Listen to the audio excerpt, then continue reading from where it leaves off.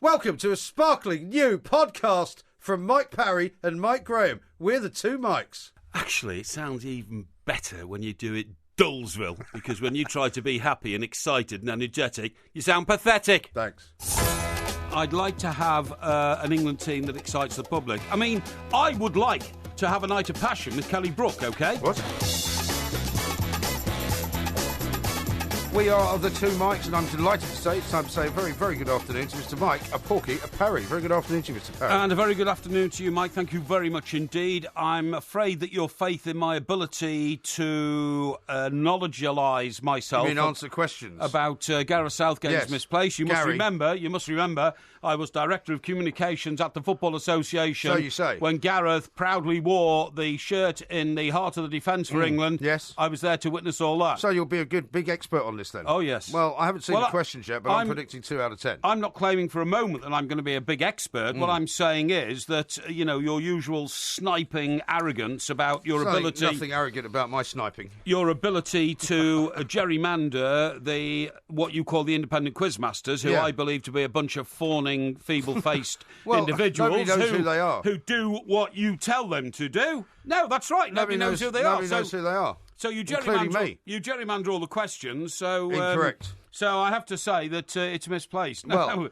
I wanted to... Yes, go on. Go on, I was going to say, so anyway, I haven't said the questions will come in a sealed envelope in the next couple of hours. So when we see the questions, then you may judge whether or not the quiz has been gerrymandered. But until then, I think you should have absolute and utter faith in the integrity of the process. Yes, OK, you know, fine. PricewaterhouseCoopers are going to be outside. In fact, David Buick was here earlier. I thought he might have been associated with it. I wanted to say hello to David, and then he got whisked off somewhere. And, well, he got whisked off to Talk Radio. He did, actually. And Julie Hartley-Brewer's had a bit of a row on Talk Radio this I morning. heard that this morning. Well, I heard a bit of her. I didn't hear the row, but I heard the aftermath of the row. Well, she asked questions which are too tough for the new MP. For Richmond. Ms. Olney, and it appears that communications are broken off. We can't accuse anybody of putting the phone down. No. But nevertheless... Well, apparently the phone was handed to the press officer. Well, Julia's, no nonsense. Doesn't take any nonsense, no. To the point interviewing technique, I'm afraid, was too much for some people down there. That's right. Now, indeed. And you took her out a couple of times, didn't you, Julia? Julia? Yeah. She is an old friend. She took her to a couple of football matches. I took her to a cup final, actually. No, you took her to more than one. And an international. Yeah. Yes. Why would both she at Wembley. So deserving of your attentions? Well, we were Fleet Street colleagues in those days, and, we reach Was she married at the time? No, she wasn't, actually. Oh, that's unusual for you. Sorry? Unusual for you. That's very nice, isn't it? It's a bit harsh. Yeah. Are you casting aspersions on the character of Miss Julie Hartley-Brewer? I've never known you to take a woman to more than one football match. And to take a woman to 2 football matches suggests that, you were more than interested. Well, she must have been very impressed the first time round, maybe, eh? Well, I'm amazed she accepted the second invitation. Now then, as this is Talk Sport, and we focus, don't we, on great sportsmen. Yes. And what great sportsmen do. I think we should now spend a few minutes looking and examining the record of perhaps the least successful sportsman in the world at the moment. Is this the man who's trying to swim across the Atlantic? This is the man who's found out you can't swim across the Atlantic. Well, this is Ben Hooper, I think you'll find I was the guy that brought this to everybody's attention. Ridiculous. And said that this guy was actually going to swim, I think, from somewhere like Senegal all the way across to Brazil. Yeah. But unfortunately, he's had a bit of a problem, hasn't he? Well, he got 300 yards outside the beach, Senegal, I think it was, and then said to somebody, this is going to be a bit tougher than I thought it was. Yeah. Considering he's got another 6,000... No, how long has he got? 3,250 miles to go. Well, hang on. He's covered 67 miles. 67 miles. That's a bit further than just outside of the harbour. Well, to me, that's just outside the harbour, mate, when you've got another 3,200 miles to go. That's a hell of a size of a harbour. But what I thought 67 miles he swam. What I thought was absolutely great was in his first report, he said, I think this might be a bit tougher than I thought it was going to be. What a complete Burke. That's all I can say. You can't call him that. I mean, the point is... I'm sorry, I can. No, you can't. I mean, this is a guy who is doing something which has never been done before. I mean, you were and it's never going to be done, obviously. Well, it might be difficult for him, but I mean, you said that it was no longer an athletic endeavour because he was stopping and getting out of the water and getting into a boat to have a rest, which of course you would expect him to do. Yeah. Because it's 1,000-odd nautical miles. Right. What he hasn't accounted for so far, which he, now saying it's going to be tougher than I thought it was, jellyfish stings, equipment failure. Equipment what? Equipment failure. Equipment. Very high and choppy seas. A very unappetising diet of military rations. Yes, jellyfish. Also, having to swim through poisonous clumps of lice-infested seaweed. Oy. Acres of floating rubbish with vermin crawling around on it. Can you imagine that? rats. These are the big circles of waste that come out of the cruise ships. And live rats actually live on these things. Live rats? Yeah, like they're islands. What do you mean, as opposed to what? As opposed to dead rats, well, they wouldn't be living on it, would they? Yeah, and the feeling that he's being churned around as though he's on the inside of a washing machine. Yes. I have great admiration for this man. I think what he's doing is an incredible attempt at a great feat, which is, clearly not getting your admiration. No. Currents have left him struggling to make any progress whatsoever. At times, a support boat called Big Blue has been travelling at less than 1 knot an hour. Yes. That's less than half a mile an hour. Yeah. This is a real success, isn't it? What speed do you swim at? Excuse me, what speed do you swim at? About 3 miles an hour. 3 miles an hour? That's my swimming. This is a boat. This is a boat going half a mile an hour. Well, no, but the boat is keeping up with him. That's why it's going slowly. No, the boat's trying to keep up with him, but falling backwards and disappearing out of sight. So in 2.5 weeks, right, this chap, old Ben Hooper, right? Yeah, he's gone 67 miles. In 2 weeks, Mike, he's covered 67 of the 1,835 nautical miles from Dakar to Natal in Brazil. Yeah, how many? 1,000 and what does he have to do? 1,835 nautical miles. 1,085, okay. No, so 1,835. Oh, sorry, 1,835. Yeah, and he's gone 67 so far. Right. Okay? Okay. I mean, honestly, why this guy started it in the first place is a joke. Why anybody allowed him to think that he could do it is ridiculous. And quite frankly, it is the most pointless and will be the most unsuccessful. It's going to take him about a year by my calculation. Exactly. Well done. 67 into 1,835. Well, you don't have to do it that way. No, you don't, because 60... You actually half 67 to get the number of weeks. Well, you can actually divide it by 5 and multiply it by 2 to get the week, because it's 2.5 weeks. So if you divide that by... it's 2 weeks, so you split it in half. 2.5 weeks.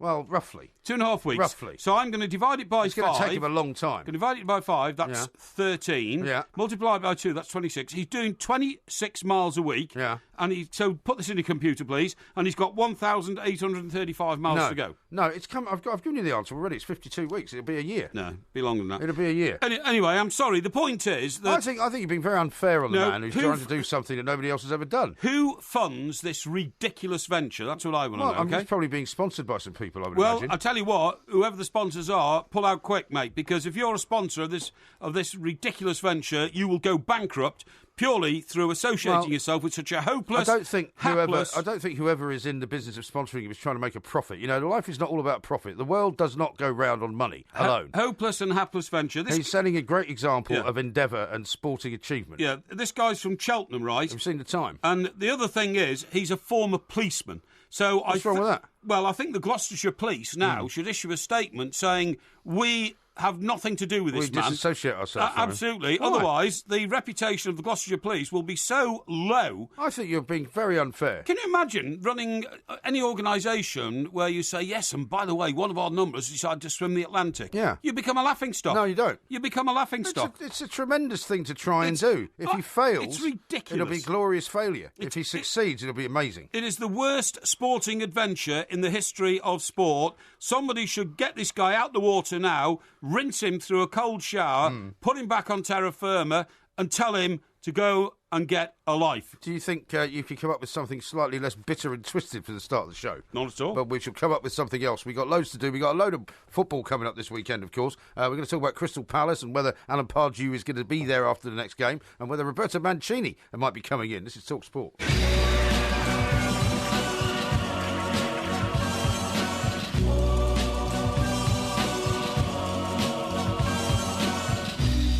That boy needs therapy. Psychosomatic. That boy needs therapy. Lie down on the couch. What does that mean? This is Talk Sport. We are the two Mikes. The Porky quiz coming up a little bit later on Pep Southgate, as we like to call him, or Gary Southgate, as Jose Mourinho likes to call him, or Gareth Southgate, as some other people like to call him. He is now the official England head coach. He's the manager. He is Gareth Southgate, OK? Well, Jose calls him Gary. Well, that's up to Jose. If Jose wants to be an ignoramus about it, that's up to him. I'm not going to be. So you've gone straight back into FA mode? No, you treat the man with respect because of the position he holds and the job that he has been asked to do for us, which I'm sure he will. Now, just before we talk to James Horncastle about the possibility of what's going on at Crystal Palace, we have some breaking news. Ben? And it comes from the world of motorsport. New world champion Nico Rosberg has announced his retirement from Formula One. Blimey. That's according to a Mercedes spokesman. All the information I have at the minute, but I'm just going to go and find out exactly why. Goodness gracious me. Why would you say so he wants to go out on a high, obviously? Well, no, I think I think you're absolutely right. You're absolutely right. What you said, he fears that Lewis Hamilton might retake the title off him. Well, I mean, but Lewis Hamilton's already won more titles than him anyway, but the fact is that he's won it. He might retake the title off him, that's what I'm saying. No, but I'm saying he's already won more titles than him, and people were saying Rosberg may not ever win it again. No. But we'll get more details on it. God, blimey, do you know what? My initial reaction to that is... knocked your socks off. Do you know what? It's blown my socks off. My initial reaction to that is that I don't think that's the right thing to do. I'm sorry. Well, he may have reasons that we don't know about. He may have reasons that we don't know about for doing it. Right, let's get this absolutely straight before I blow my lid. Yeah. He may have reasons to do it that we don't know about. There may be family reasons, there may be health reasons, there may be all sorts of other reasons. Yes. But the point is, when you have spent so long... Do you see the interview of the last couple of days? And when he said, for so many seasons, Lewis just edged me to it. So it was brilliant just to get there in the end, albeit that a lot of mechanical problems stulted... Lewis Hamilton's ability to challenge properly, right? He won it fair and square. He won it fair and square, no joke. But when you win something like that, do you then say, I've got the now, and I've decided I'm not going to defend my title? That is shocking. It's a fascinating breaking news story. Nico Rosberg has retired from Formula One. We'll get more on it a little bit later. If it is only because he's decided that I don't want to retain my title and I want a different lifestyle. I think that's poor. I think that is poor. Well, you don't know that. I don't know that. We will discuss whys and wherefores. I never jumped the gun, mate. Well, you've already jumped the gun. And just be quiet for a moment. I'm not a gun jumper. To James Horncastle, who wants to talk about somebody else who may be retiring from his job, and that would be Alan Pardew. James. But he won't have the choice. But he won't have the choice. James, sorry to keep you waiting. Rather exciting piece of breaking news there. Yeah, very exciting indeed. No, I've just read his statement on Facebook. It does seem like he's doing it for family reasons. Yeah. I think he wants to spend more time with his daughter. But right. I suspect he'll be back. Yes, well, it's no, he won't. No, James, he won't. How can he come back? We're not talking about this now. Well, it is the hot story. It's the hot story. It is not the hot story. The hot story is what's going to happen at Crystal Palace, because until we know why he's retired, there's no point speculating on it. He's just said the family. James has just filled us in on something you didn't know. James has just told us it's a family reason. Really? And I tell you what, James, Michael Schumacher... I'm sorry, James, this man is incapable of being steered in any direction whatsoever. If he was a Formula One car, he would crash at the first bend. James will understand this. James, do you agree with me? Michael Schumacher tried to come back, it didn't work. Nigel Mansell tried to come back, it didn't work. Okay? Casey Stoner in MotoGP, I remember as well. Yeah, exactly. And do you know why? Because if they put 1 or 2 pounds on their body weight that they had when they were racing, they can't fit in the car anyway. Yeah, I'm sure I would back Nico to get fit again. But anyway, on to Palace. Yeah, do you mind if we talk about Crystal Palace, James? It's bad enough having to, sort of shoehorn Mr. Parry into the right conversation, but I don't expect you to do it as well. Yeah. What is going on, and is Roberto Mancini really a serious candidate? Well, look, what I can say is Mancini wants to work in England again. I mean, he's had opportunities to go and cash in China, like a lot of his colleagues have done, but he's resisted that temptation so far, primarily because I think he wants to work in the Premier League. When he went back to Inter a couple of years ago, he said, "Look, I never thought I would be going back because after you've worked in England, that's where everyone wants to be, and it's where a lot of his colleagues have actually subsequently gone, be it Conte, Mazzarri, Ranieri." It would be a bit of a come down for him, though. I mean, with the greatest of respect to Crystal Palace, this is a guy who was the manager of Manchester City at the start of their kind of, rejuvenation and all the big money coming in. Crystal Palace is a bit of a different club. Yeah, no, without doubt. And he's definitely at a different stage of his career to, say, Francesco Guidolin when he took over at Swansea and Claudio Ranieri when he took over at Leicester. But you never know. I mean, maybe Attilio Lombardo, his old mate, who used to be on his coaching staff at Man City, has been telling him what a great club Palace is. Well, I have to... Sorry, James, I have to say, I think Palace is a great club. I think it's got very ambitious and capable owners and managers, if you see what I mean, outside of coaching. Is that a cuckoo clock going off in your head? Sorry? Is that a cuckoo clock going off in your head? No, I don't know what that was. I think that was at James's end. Okay, not my end. You wouldn't know anything about that. The only thing I mean, there is. I agree that with all due respect to Palace, it would be a step down for him. But why? It's a Premier League club. Well, there is, but I think he aspires to be a manager who is competing for a title and play and coaching in the Champions League. Yes, but these guys always want an opportunity to go back to where their misery was compounded and do them. So he wants to be manager of Crystal Palace, get back up to the Etihad and say, would you advise him to go back? Take that, he will. Would you advise him to do that then? Well, he's an Italian, and do you know what Italians do? Their revenge is always evoked through a stiletto. And a stiletto, of course, is almost... It's not like you're stereotyping Italians or anything. Excuse me. And a stiletto leaves a wound which is almost unperceivable. You see what I mean, James? You mean imperceptible? Imperceptible even, yeah. I'm not sure how much Red Bull he's had before the show, James, but you carry on. I mean, I suppose the first question is Alan Pardew seriously under threat? Because it would cost about $5 million to pay him off, wouldn't it? Yeah, and I think in addition to that, if any club in the world is going to appoint Roberto Mancini, he is extremely expensive, not only in the wages he commands, but the money he expects clubs to spend. We've seen that at Inter, at Manchester City, and more recently at Inter again. You know, he wants his clubs to go big, and I think that would have to be a concern for Steve Parish and the American owners behind Palace. And does he have just one game left? I mean, if Palace lose the weekend at Southampton, is that it? Well, I can't imagine it going on for much longer. I mean, particularly when you look at the results of the calendar year in 2016. I mean, it has been just so poor. And to give the excuse that we haven't sacked him yet because Palace are out of the relegation zone on goal difference, just frankly doesn't wash, particularly when you look at the money that they spent in the summer. James, I have to put this to you. Alan Pardew, for some unknown reason, manages to win like 27 points out of 30 in a block of games, and then he manages to take just 3 out of the next 30, and then he turns round again. I mean, it's almost as if the guy's, a sort of stop-start type Jekyll coach. and Hyde. Yeah.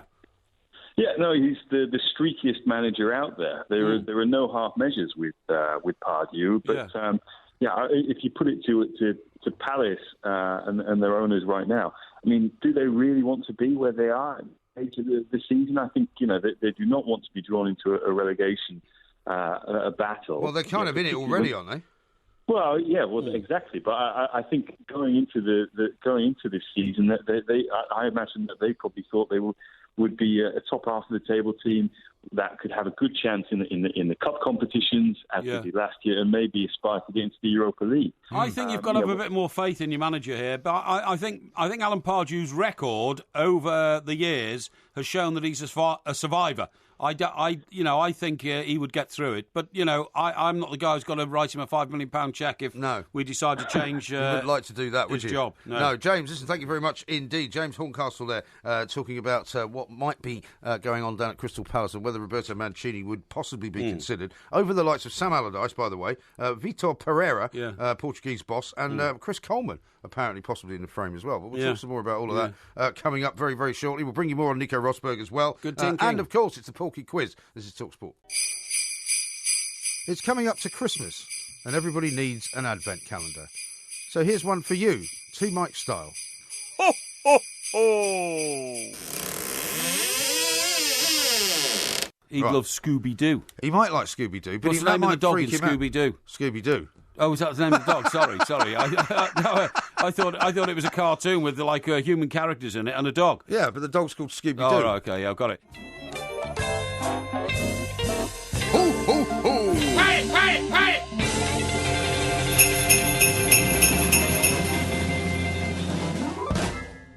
So, yes, Christmas is coming. Advent calendar. Yeah. Now, Christmas, of course, generally speaking, the time for giving. Yes, and goodwill. You just revealed that if you were Lewis Hamilton, you would have had Nico Rosberg followed around so that you could collect as much dirt on him as possible. Yes, and so that you could tell him to get lost. Well, no, I didn't actually say that. You did it in as many words. No. What I said was, I'm so astonished by this decision for him to resign. I've read through his statement, which is a long, rambling statement about putting my family first. It's not a long, rambling statement at all. You can't just win the Formula One World Championship and retire with a one-line sentence. I decided on the morning of the Abu Dhabi race, it being my last race, I gave my head clearance and all this kind of stuff. You know? So I'm just thinking to myself, there's got to be another reason. Well, he's talking about his wife, right, who has to look after their child, their daughter, and on her own. Other Formula One motor racing drivers did have children during the whole of their career. Graham Hill when his plane crashed eventually and sadly killed the man who was world racing champion twice, world Formula One motor racing champion twice. He was. I mean, his son Damien Hill went on. This is an amazing thing. It's Damon. This is an amazing thing. Damon Hill. Hang on. Nicky Rosberg is a second generation Formula One motor racing champion within his own family. Well, what does that tell you? Within his own family. What does that tell you? So I think just think for a minute. I wonder what his father thinks about this. Think for a minute, right? And think about the father-son relationship. Yes. What do you think has driven him to do this, if you pardon the pun? I don't know. He hasn't got a son yet, right? No, he hasn't got a son yet. But do you think that he might, somewhere in the back of his mind, be thinking when his father was racing cars, it would have been nice if he had been around a little bit more? No, no, of course not. What, you think that's nothing to consider? Not at all relevant. Not at all relevant. Not at all relevant, despite the fact that he mentions that his child is something that he cares about, that the mother of the child has had to look after the child pretty much on her own because he's been too busy. To be a supreme winner, you have to be utterly ruthless about your private life. Well, maybe he doesn't want to be a supreme winner. One of the reasons Lewis Hamilton has never got married, one of the reasons Lewis Hamilton has not pursued an intense relationship beyond a few months or maybe even a couple of years is because Lewis Hamilton has been absolutely dedicated to his sport. Nico Rosberg has been, in a way, only a percentage wise applied to Formula One motor racing. What are you talking about? Where Schumacher and Hamilton were 100% applicable to their craft. Well, everybody's different. Are you going to speak in English at any point during this show? What do you mean? Rather than just putting loaded words together in any kind of jumbled order and just kind of spouting them. Look, just because you can't understand the way I weave my words together. Let me sum up what people are thinking in this ridiculous rant that you're putting out there. Billy says this: Nico is quitting for his family. Fair play to him. Porky wouldn't understand MG as he has no kids. Which I think is true. You see their role as being completely ruthless. Yes. Not Lewis Hamilton has been like that, and Lewis Hamilton will probably continue to be like that, but not everybody is. So if Nico Rosberg wants to spend more time with his wife and with his daughter, then I don't really see why you should get so upset about it. But to cop out the minute that you reach the summit, I'm sorry, I just think that's out of order. Well, he's not copping out. He is retiring from the game, right? Yes, having reached the pinnacle of the game, right? That's something that you have never done. You've never reached the pinnacle of anything, so you don't possibly know how that feels. Yeah, this line here... you can ignore that if you like. And then... Well, I know I'm taking that into consideration in what I'm replying to say to you. And he said, at Abu Dhabi, the lights went out and I had the most intense 55 laps of my life. I took my decision on Monday evening. I mean, what he's saying is, I'm afraid the pressure's got to me and I can't go through another season of defending my title. Well, what he's saying is... Loser! What he's saying... Loser! Well, you can't call him a loser and you can't make him feel inadequate because you calling somebody a loser who's just won the World Championship is pathetic, right? But the bottom line is... has decided not to defend it. Yeah, well, no, the bottom line is that he has taken a view that he wants to do something else with his life. Right. I think that's perfectly acceptable. Sorry, you've just chided me for chanting the word loser, right? Let me ask you this question. Yeah. Do you think that next season, Nico Rosberg, having won his first Formula One World Motor Racing Champion, do you think he will retain it next season or lose it? Well, he's not going to retain it because he's just retired. So what will happen? Well, somebody else will win it. No, he will lose it. What? He will lose it. No, he won't lose it. He will lose it. Technically, you only lose it if you're taking part in the race. I'm sorry, he's not competing for it. Therefore, he will lose... No, you can't lose something you're not competing in. Okay. You've gone completely barking mad this afternoon. How can you lose something you're not competing in? Excuse me. All right, let me ask you another question. Crystal Palace are playing Southampton. Yes. Will Manchester United lose that match? Manchester United are not competing in that match. So they can't lose it, can they? No, that's a... Game, set and match, that's I think you'll find. A silly and a rather inadequate analogy. No, it's not. Let me put this to you, please. Go on then. Put something else sensible to me. I'm going to, right. Lewis Hamilton, 2 years ago, won the World Motor Racing Formula 1 Championship at Mercedes. Mm-hmm. Then he competed in the same competition the following season. And lost it. And won it. No. Well, all right, but last year he won it, right? And this year he lost it. Does that make him a loser? I'm sorry. Well, that's your logic. You've not answered my question. 2 years ago, Lewis Hamilton You haven't asked me a question. I have. What's the question? 2 years ago, Lewis Hamilton won the World Motor Racing Championship. Yes. He entered the competition the following season and he won it again. Yes. Right? Yes. And then in the third season, he's lost it. He lost it, so does that make him a loser? No, it Why makes not? him a winner. So he's a winner for losing. No, he won it for a second year after he'd won it the first time. Last year he was a winner. He won it for the second time. Last year he was a winner. This year he's a loser by your logic. No, he's not a loser. So he competed in a race which he lost, but he's not a loser. No. But somebody who competes in a race that won is a loser. I don't understand. Well, I will try and explain it to you because I don't think you can. You are feeble-brained at the moment. I think you should go work for Donald Trump. At the very start of the next motor racing season, the champion who holds the crown, Nico Rosberg, will not be there. Is a loser. What, when it starts? Yeah, because How? He's not competing, so he's lost it. He's lost it on day one. No, he hasn't. Whereas Lewis Hamilton, who lost it to Nico Rosberg... So when you lose it on the last day, you're not a loser. If you lose it on the first day, you are. He will get, Lewis Hamilton's not a loser because he's competing for it all the way through the next season. What about everybody else who didn't win it? What are they? Well, they're not competitors anyway. They're not competitive. Oh, so they're not competitors? They're not competitive. Well, why doesn't Lewis just race around on his own? No, you don't understand. I don't think you understand motor racing at all. I understand it perfectly well. No, I don't think you do. Fortunately, Maurice Hamilton does understand it. What you don't understand is the psychology of winning. That's what you don't understand, OK? You've got to be a winner in life. Is that right? Your problem is you've never understood that. Yeah, and you've bumbled your way through all sorts of situations. Is, right, that you think Nico Rosberg, who's just won the world... Because let me just repeat this for the audience to get their heads around what a complete and utter nincompoop you are. You think that Nico Rosberg, who has just won the World Championship, is a loser, but Lewis Hamilton, who's just lost the World Championship, is a winner. Absolutely right. I thank you. This is Talk Sport.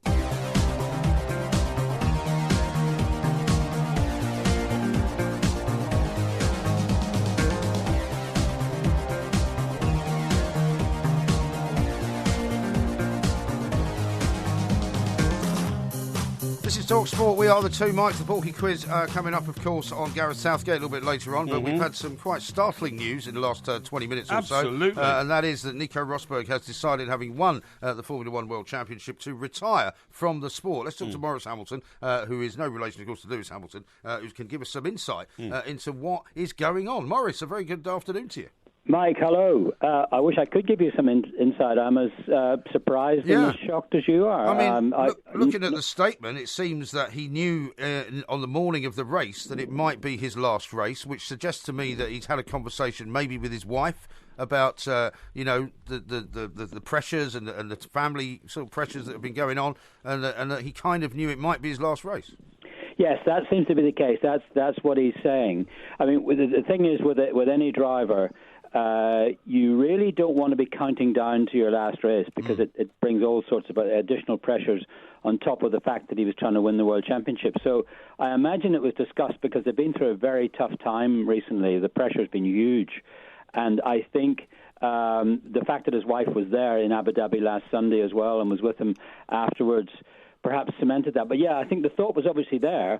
But when he got in the car to run that last race, certainly that would be the last thing on his mind. But, Maurice, I'm sorry, this leaves a very bitter taste in my mouth as a great Formula One racing fan. Do you know what this is the equivalent of? This is the equivalent of going to the casino, you win $2 million around the tables that night, and then when the guy says, give me my chance to win it back, you say, no, I'm sorry, I'm off, I'm going home. It's terrible. Why? It's shocking that the world... That's exactly what you should do if you're a casino. The world motor racing champion who holds the number one number, who holds the title, who holds the trophy, who's emulated what his father has done, has now said, that's it, thanks very much, closing the door, get lost, I'm off. I think it's awful.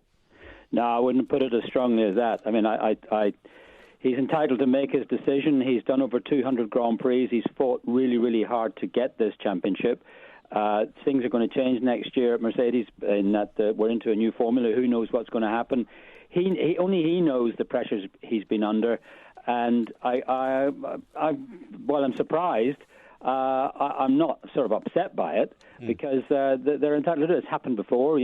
Champions do leave. I mean, Jackie Stewart, when he won his third championship in '73, quit at the end of that year. But that was the third. Maurice, that was the third, OK? And Lewis Hamilton's won 3, and Jackie Stewart won 3, as you say. Graham Hill won 2. I mean, I think it's shocking for a sport that's given him so much. Tens of millions of pounds, glamour, glory, but he's just reached, as he calls, but he's just reached it, as he calls it, the peak. And actually, in some ways, we often criticise people for not retiring at the right time and staying on too long and embarrassing themselves. So he's done exactly what we sometimes say with people. I don't agree. Apart from anything else, he's wrecked the Mercedes team competitively because he and Lewis Hamilton were the best act in town. I just think he's really turned his back on the sport that's given him so much. It leaves a bad taste in my mouth. No, I don't agree at all. Very few people would agree with I bet Porky. you millions of motor racing fans will say to me, it's very nice, isn't it? I don't think so. I think motor racing fans, if they understand it, will know that the extreme pressures they go under, these drivers, to get there, and he's entitled to do it. He's reached the peak. He's the best of the best. I am surprised insofar as when you've won a championship, it relieves a lot of that pressure, and you then go to drive next year with that monkey removed from your back, and you actually drive even better. I'm surprised he doesn't want to do that. But, is it possible as well, Maurice, that in addition to whatever the domestic pressures were, we all saw him interviewed after the race where he said, I did not enjoy that race because, he was basically trying to make sure that nobody hit him from the back and that he didn't hit Lewis because he was driving so slowly, and it was a very stressful. Competing at the top. Hang on, it was a very stressful race for him. And in addition to that, all of the shenanigans between him and Hamilton and the politics at Mercedes, it might all have just come at once, mightn't it? Yes, I think if anything, what I would say is perhaps it's a decision made in haste. Yeah. Because I think he may well regret this because. Sorry, I'm just trying to turn this phone up. Yes. He may well regret this because. Drivers, that's the biggest buzz.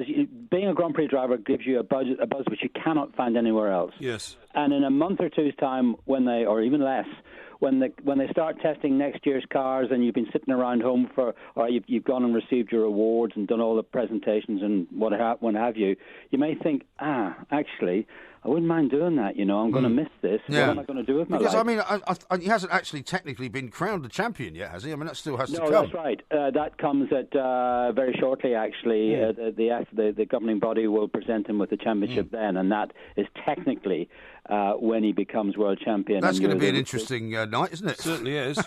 What about? I think I also don't agree about Mercedes being left in a bit of a mess. Yeah. Because they have got the best seat in town. Although a lot of the top drives have been taken, you'll be amazed at what contracts can be unstitched. And what about Verstappen nicking that seat? Well, I think Red Bull have got him well stitched up. Have they? So yeah. I don't think that's going to happen. But there will be other people who will be looking at other Mercedes drivers who are links with Mercedes, like Valtteri Bottas at Williams, and what about Vettel? Pascal Wehrlein. But it's not the end of the world, and it's not. I don't see it as a snub, as the old Mike's saying, because it's his decision. He's entitled to make it. Well, it is, and some people are saying on Twitter as well. One of them, Kevin, saying if you're driving a car at 220 miles an hour and your mind is not into it, you might get yourself killed, which is obviously a little bit strong. But you certainly don't. Right. It's not a sport that you want to be doing if you are not 100% committed to it. Absolutely correct. Absolutely correct. You have to really want to do it, and if there's that shadow of a doubt in your mind, and clearly if he was thinking that way on Saturday, then you've got to stop. And I think actually, if anything, I think he should be applauded for making what is a pretty brave decision. Okay, Maurice, let me put this to you then. Does Nico Rosberg think to himself, crikey, I was very lucky to win it this year because Lewis had a lot of engine failures. Now, those engine failures can't be guaranteed to happen next season. I'm definitely going to lose to Lewis again next year, and then people are going to say, I only won it because of the engine failures. I think that's going through his mind. Well, no. We can talk all night about the engine failures that Lewis had and cast it back to 2008 when Lewis Hamilton won the championship only because his rival Felipe Massa had engine failures. We could go on and on and on forever. The ifs and buts of championships. I think I am a little bit surprised that Rosberg doesn't want to come back, as I was just hinting before. Exactly. And beat him, that does surprise me. What do you mean? You see, the trouble with Porky, Morris, is that he spends an entire interview trying to get whoever he's interviewing to agree with him. That's right. And therefore he thinks he's made some very, very small kind of minor encroachment into the world of normality, which of course he hasn't, because as you can tell from the way he's arguing this case, he doesn't understand the way that anything works in the real world. I understand it perfectly. Doesn't understand the way that Nico Rosberg, as I said, for example, his father, who was a world champion motor racing driver, four more as well. seasons. Yeah, but four more seasons after he won the world championship. Wait until you hear what I'm about to say, Morris. He may feel, for example, that his dad should have spent more time with him, and so he's now not going to repeat that particular mistake, and he wants to spend more time with his child. Well, that actually is true, because Nico Rosberg's just got a young child. And that is domestic piffle-wiffle. Well, you don't know about domestic piffle-wiffle, whatever that is, because you don't have a family. Morris, please continue. I think that could be part of it. But once that thought enters your mind, you've got to stop. It's not like other games where there's less risk, shall we say, attached. And also, if it's in the back of your mind and you're in a wheel-to-wheel situation with somebody as tough as Lewis Hamilton or Max Verstappen, and you hesitate for a moment, you're going to cause an accident, not just to yourself, but to the other guys. And he was very good friends with Jules Bianchi as well, wasn't he? I mean, that may have had an effect on it as well. It is. It's the sort of thing, when a driver is killed or dies eventually from injuries, as Jules Bianchi very sadly did. When you're a driver, you put that you're shocked, but you put it to the back of your mind. You don't want to think about that. But when you've got to Rosberg's stage where you are suddenly the stoppers are moved and all this pressure is released, and you're thinking about what you've just done, that thought will come into your head. Yeah, I still think it's shocking. It's an incredible surprise. It's a bit of a shock, yes, but I mean, I certainly don't share Mr. Parry's view that he's done a terrible thing. Because he will always be the world champion in 2016. I am surprised, but and shocked by the announcement. But I'm not offended by it. I think Porky, to be honest, is about the only person who's offended. I mean, the Mercedes team seem happy with his decision. His family are happy with the decision. I'm sure Lewis Hamilton is quite happy. The silent majority. You are the only person twisted enough to think it's a bad idea. The silent majority of motor racing fans will agree with me that it leaves a bad taste in the mouth. The undefeated Formula One world champion Nico Rosberg, undefeated because he wouldn't put his championship back on the track. That's a very good title to have, isn't it? Going into your dotage. Morris, listen, I'm sorry for all the interruptions. I appreciate your time. Thank you very much indeed. Not at all. Thank you. Morris Hamilton there giving us the inside view from the inside of the pit lane. The inside view. Because he is a motor racing specialist. He's an expert in Formula One. Agreed with everything I said and thinks you're completely barking mad. And do you think I care? I don't think you do. No, that's the tragedy. I have to be honest to my own principles. Do you? You haven't got any principles. Competition. You wouldn't know a principle if you fell on it. Competition is something that you indulge yourself in to get right to the top. When you do, you don't suddenly say, right, thanks, I'm off. How about this from Dickie G? The men in white coats are coming for Porky. He's finally lost it completely. Michael says, Porky moaning about pointless endeavours. Everton are worse. 21 years without a trophy. Soon to be 22. This is Talk Sport.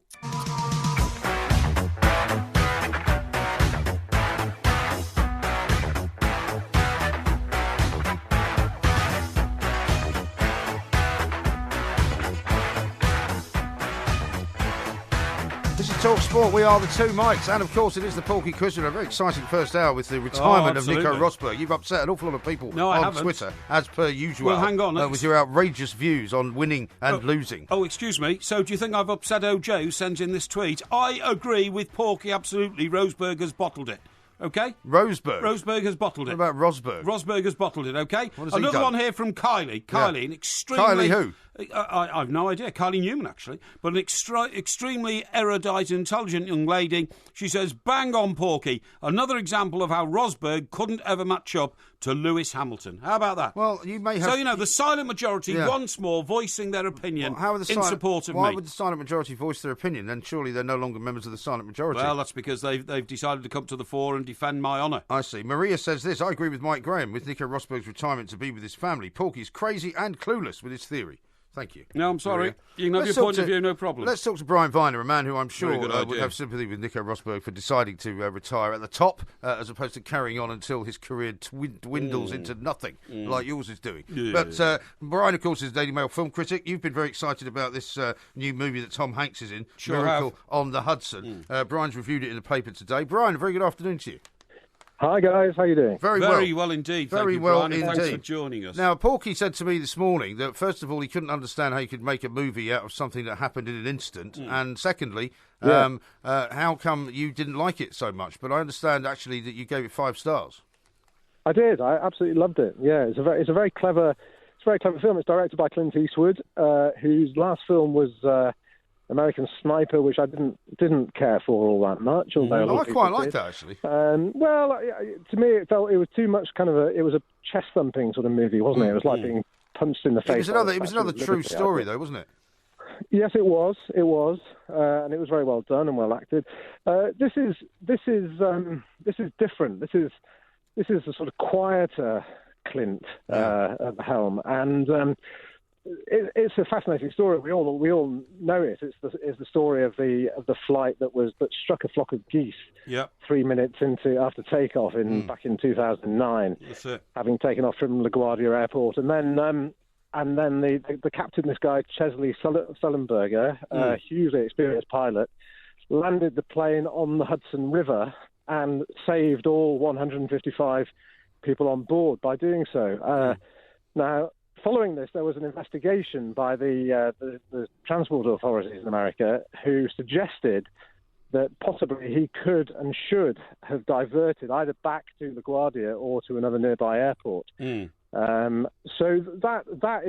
that's what Clint Eastwood sort of seizes on as the essence of the film. It's not so much what actually happens on the flight, but it's everything that goes on afterwards, and it's this investigation. But it makes it like a thriller. It's like a thriller. It's very, very... Well, it was. I mean, as some people described it at the time, it was, as they call it, a marmalade dropper that, you could watch, with rolling news being what it is. Now you can actually watch these events unfolding. You could see the people getting out of the plane. You could see the fact that they all seemed to be okay, which seemed incredible. You could see the plane coming down. I mean, it was all there in reality television, if you like. Well, it was. But you see, Brian, the reason why... Sorry, I was asking Brian a question there. Oh, sorry. Yeah. Sorry, Brian. He has a habit of getting guests on and then answering questions for them. No, I hear, by the way, Brian, that you had your train journey up to Liverpool rudely interrupted by Mr. Parry a few weeks ago. What a pleasure that was. We were both on our way to Goodison Park, and it was a huge pleasure to bump into him. He was drinking. He was drinking coffee, as you can imagine. Actually, it wasn't. Coffee? No, I wasn't actually, but I mean, that's quite all right. Now you're trying to ruin his reputation. No. Now, Brian, never mind the questions about marmalade, which old MG's talking about. I've no idea what he's going on about. Marmalade dropper. Yeah. But listen, what I was going to say is that it seems to me Tom Hanks is always appearing in these films where the guy at the centre of the film is just like a massive hero that nobody can ever criticise. What was the name of the bloke on the boat? Captain who? What? Captain Ahab. Yeah, Captain Phillips. Captain Phillips, and you're not altogether wrong. It's not a dissimilar part. Exactly. But he plays it very well. But Tom Hanks is a hugely charismatic guy. We see him sitting on the interview sofas and all the rest of it. It's he has that kind of twinkly, charismatic quality. And what he does in this film, very, very cleverly and ably, I think, is he sort of suppresses that. Yes. And what you get is a guy this Sullenberger, is very, very uncomfortable with being lauded a hero. He doesn't like it, and he's terribly uncomfortable. And he's also uncomfortable in the immediate aftermath of what he did, which, as you rightly say, unfolded on sort of live news.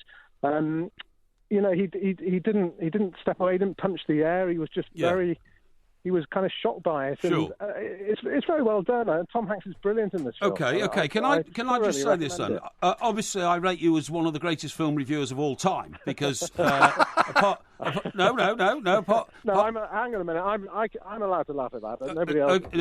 Exactly. Now, I'm not laughing because it's not true. I'm laughing at his ridiculous way of sort of trying to grease up to you so that you agree with him. Yeah. Excuse me. So what I'm saying is an incident which took barely sort of 12 minutes or something. You know what I mean? Well, it didn't take 12 minutes because it took a lot longer to know that it was going to happen. Excuse me. Stretched down to a 96-minute film, and as well as reading your reviews, which of course I do religiously every Friday, I noticed from another one the point that I'm trying to make, and that said, you must also brace yourself in this film for a letdown.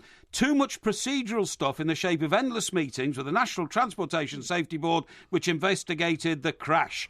And so it seems to say that the core moment of the film, which of course was all about an aeroplane coming down in the Hudson River, then actually just got lost in a myriad of drivel, really. Yeah, but in a way, that's the point, Mike. You see, like this show, because we all know that everybody survived. So how do you make a tense film out of a story in which everybody survives? It's not that easy. Well, I mean, it's like also if you look at the film they made about the fourth plane on 9/11, United Flight 93. That ends with the crash as opposed to beginning with it. Yeah, that's right. And we all know what happens in this instance, as we did in that one, and that was a kind of a nerve jangler for different reasons. But I think this is very clever, and actually, I disagree. I think all the procedural stuff, it might sound boring on paper or look boring, but actually, it's like some of the great Hollywood films have been courtroom dramas, haven't they? You know, well, they may have done. And this is like a courtroom drama. It's very, very good. It's very well done. Yeah, but you see, only the night, Brian, I went home early, you know, and I'd had a glass or two of wine, but not too much. Yeah, hang on. What night was that? And Rambo 2 was on, right? Now, that's the sort of film I like. A man who goes around blowing people away all the way through 96 minutes of film. All this procedural stuff tends to drive me, into sort of sitting upside down. You know what I mean? I mean, I would hate you to sit upside down, Mike. Yeah. The difficulty, Brian, with Mr. Parry talking about movies is that you probably see about, I don't know, half a dozen films a week, or maybe more. He sees about half a dozen films every decade. That's a bit harsh. I mean, he doesn't really. He's not a film goer. It's a bit harsh. I mean, would you agree with me, Brian, as one of the world's great TV reviewers, film reviewers, that Apollo 13 was the same? Apollo 13 to me was an incident which took about sort of 30 minutes. It just happened to be in a spaceship, and then the rest of the film was all about what came before, what happened afterwards. But the drama was all lost in the fact that. But if you just focus on what happened on the actual journey, then you're left with a 7-minute film, aren't you? In this instance, it took 7 minutes. That's about his attention span. You have to do something else.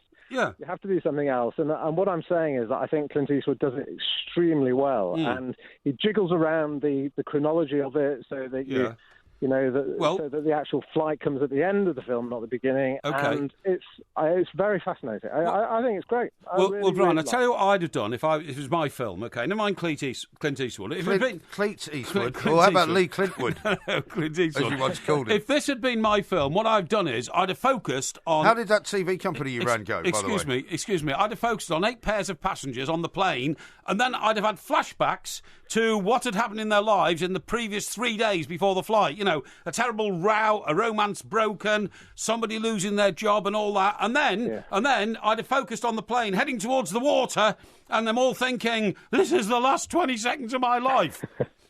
You are the great lost film director. Yeah, well, thank you. I mean, that's a great film, but it's not true to what actually happened. So. No, well, it doesn't have to be true, does it? You know. No, well, a bit like your journalistic career. Brian, thank you very much indeed for taking the time to talk to us. Before we let you go, big game for Everton this weekend. Manchester United, of course, taking them on. Have you got any great hopes for your team this season? Of course. Well, I think I'm a more typical Evertonian than Mike is, because I'm one of the pessimistic types who leavened by a little bit of a persecution complex, whereas Mike's just about the only optimistic Evertonian I know. Well. So I think that, 1 win in 8? I suspect it's going to be 1 win in 9 by the time Man United game is. I can't see us winning it, Mike. I just can't see us winning it. They don't seem to have the bottle and the passion. I just don't know where it's gone. The thing is, pal, I'm on the Rattler up at lunchtime on Sunday anyway, so if you're around on the platform, jump aboard. I sure will clink a glass, definitely. Good man. Yeah, excellent stuff. Thank you, Brian. Thank you very much indeed. Brian Viner there from the Daily Mail telling us what he thinks of The Miracle on the Hudson. Yes. Do you remember Moscow on the Hudson? That was another film you really liked. That was a great film. You preferred that one? And that was Robin Williams. Robin Williams, who played his saxophone out of the window in his West Side block because the neighbours hated the sound of the saxophone. Exactly right. Now, as usual, you've overrun another section, so we're in more trouble with the producer. This is Talk Sport.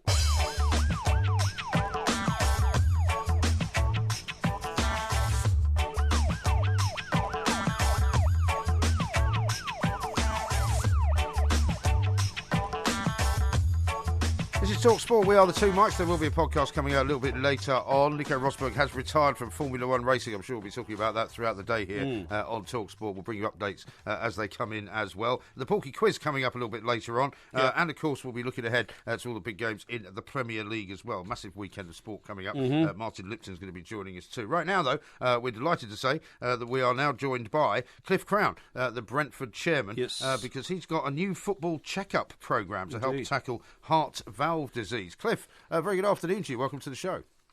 Hi guys, how you doing? Yeah, very well indeed. Very well indeed. Now, this is something that you, as a football club, along with Everton and Southampton, have got involved with. Tell us a little bit about it.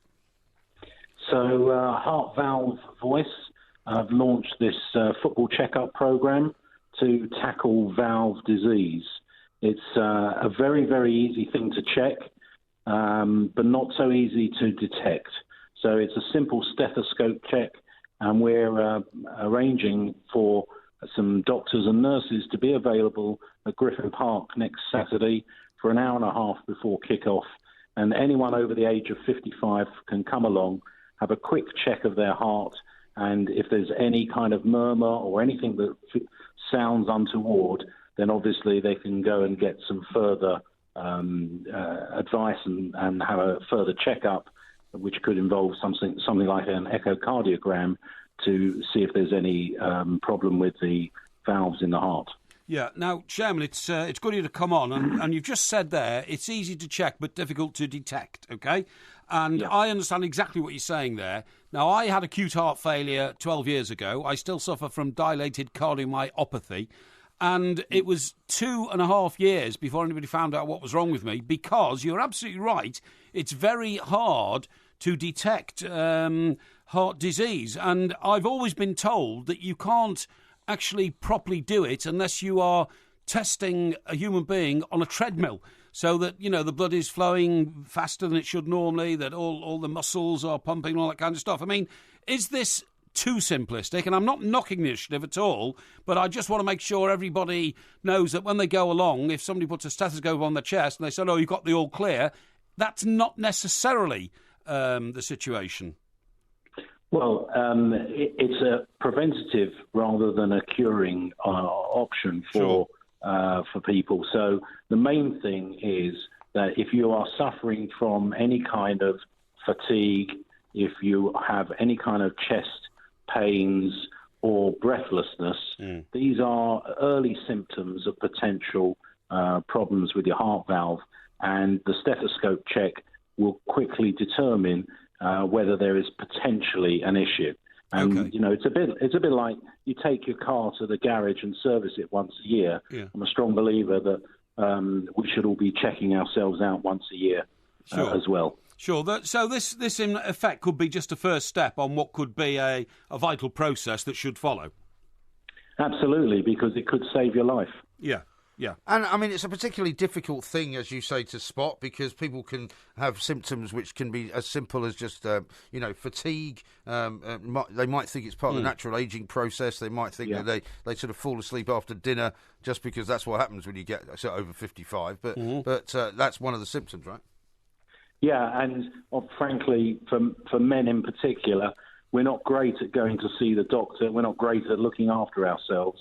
And I think none of us should be taking anything for granted. If you feel that there's any kind of issue, you should go and get it checked out. And this is nice and simple because you're coming to the game in any event, so why not stop by and have a quick checkup to at least be comforted that everything sounds good. Yeah, well, it's a great initiative, Chairman. Could you tell us, please, how it's Everton, Brentford and Southampton? I'm a lifelong Evertonian. I know Everton have a great community programme, you know, with their fans.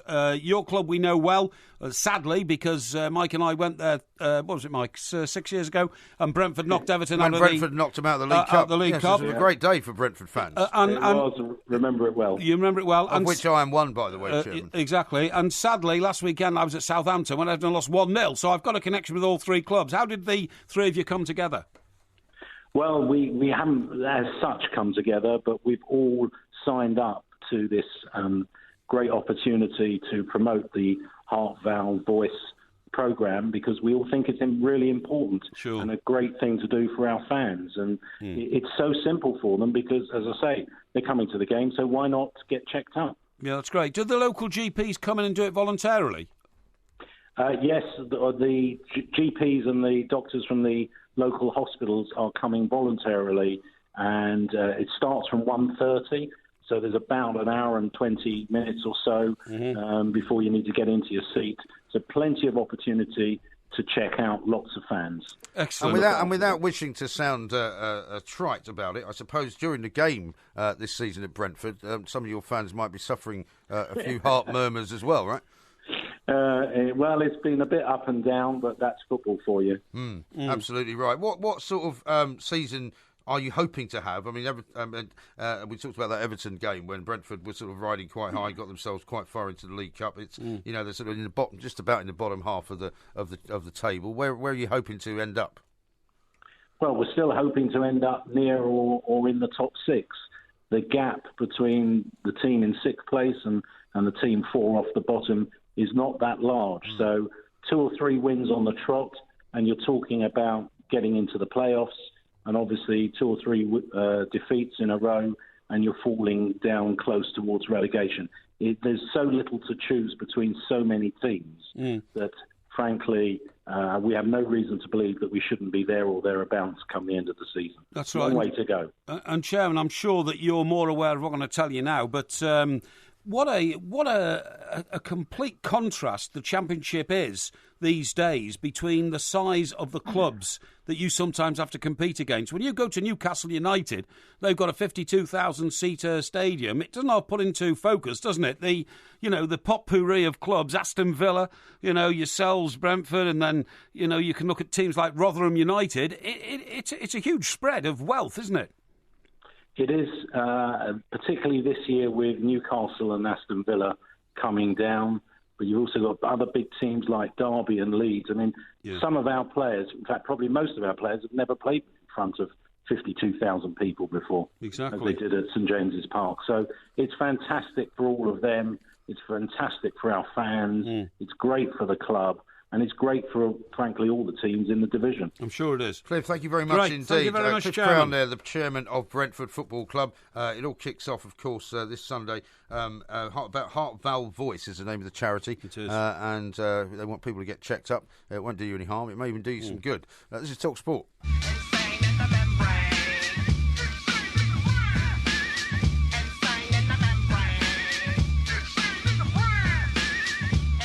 This is Talk Sport. We are the two Mikes. The Porky quiz is coming up a little bit later on in the show, of course, and it is on Gary Southgate, as Jose Mourinho calls him, or indeed Pep Southgate, as we call him. Or Gareth Southgate, as those who are responsible would call him. Yeah, well, if there's a question about what his first name is, you'll at least get 1 out of 10. Yeah. Jane says this: would you agree with me, says Porky to all the guests? I'm guessing none ever will. Hashtag Planky Parry. Yeah, now, you've tried to, of course, give our millions of listeners a barrage of anti-information. I'm just going to tell you... Anti-information? Yes, that's right, yeah. There's no such thing. Yeah, there is, because, listen, you've been saying that, all our listeners are sympathising with Nico Rosberg, and you've been horribly punitive to him. You have. Well, listen to a few of these. Right. So, Alex says, you're spot on there, Porky. Rosberg can't handle the battle with Hammy, blaming family sacrifices, an insult to his family. Just... an insult to his family? An insult is just an insult, right, to both his family and the sport. How's it an insult to his family? Because he's using them as an excuse. That's rubbish. Zoggy the Gooner, I agree with Porky over Rosberg. Really? Absolutely spot on. Rosberg?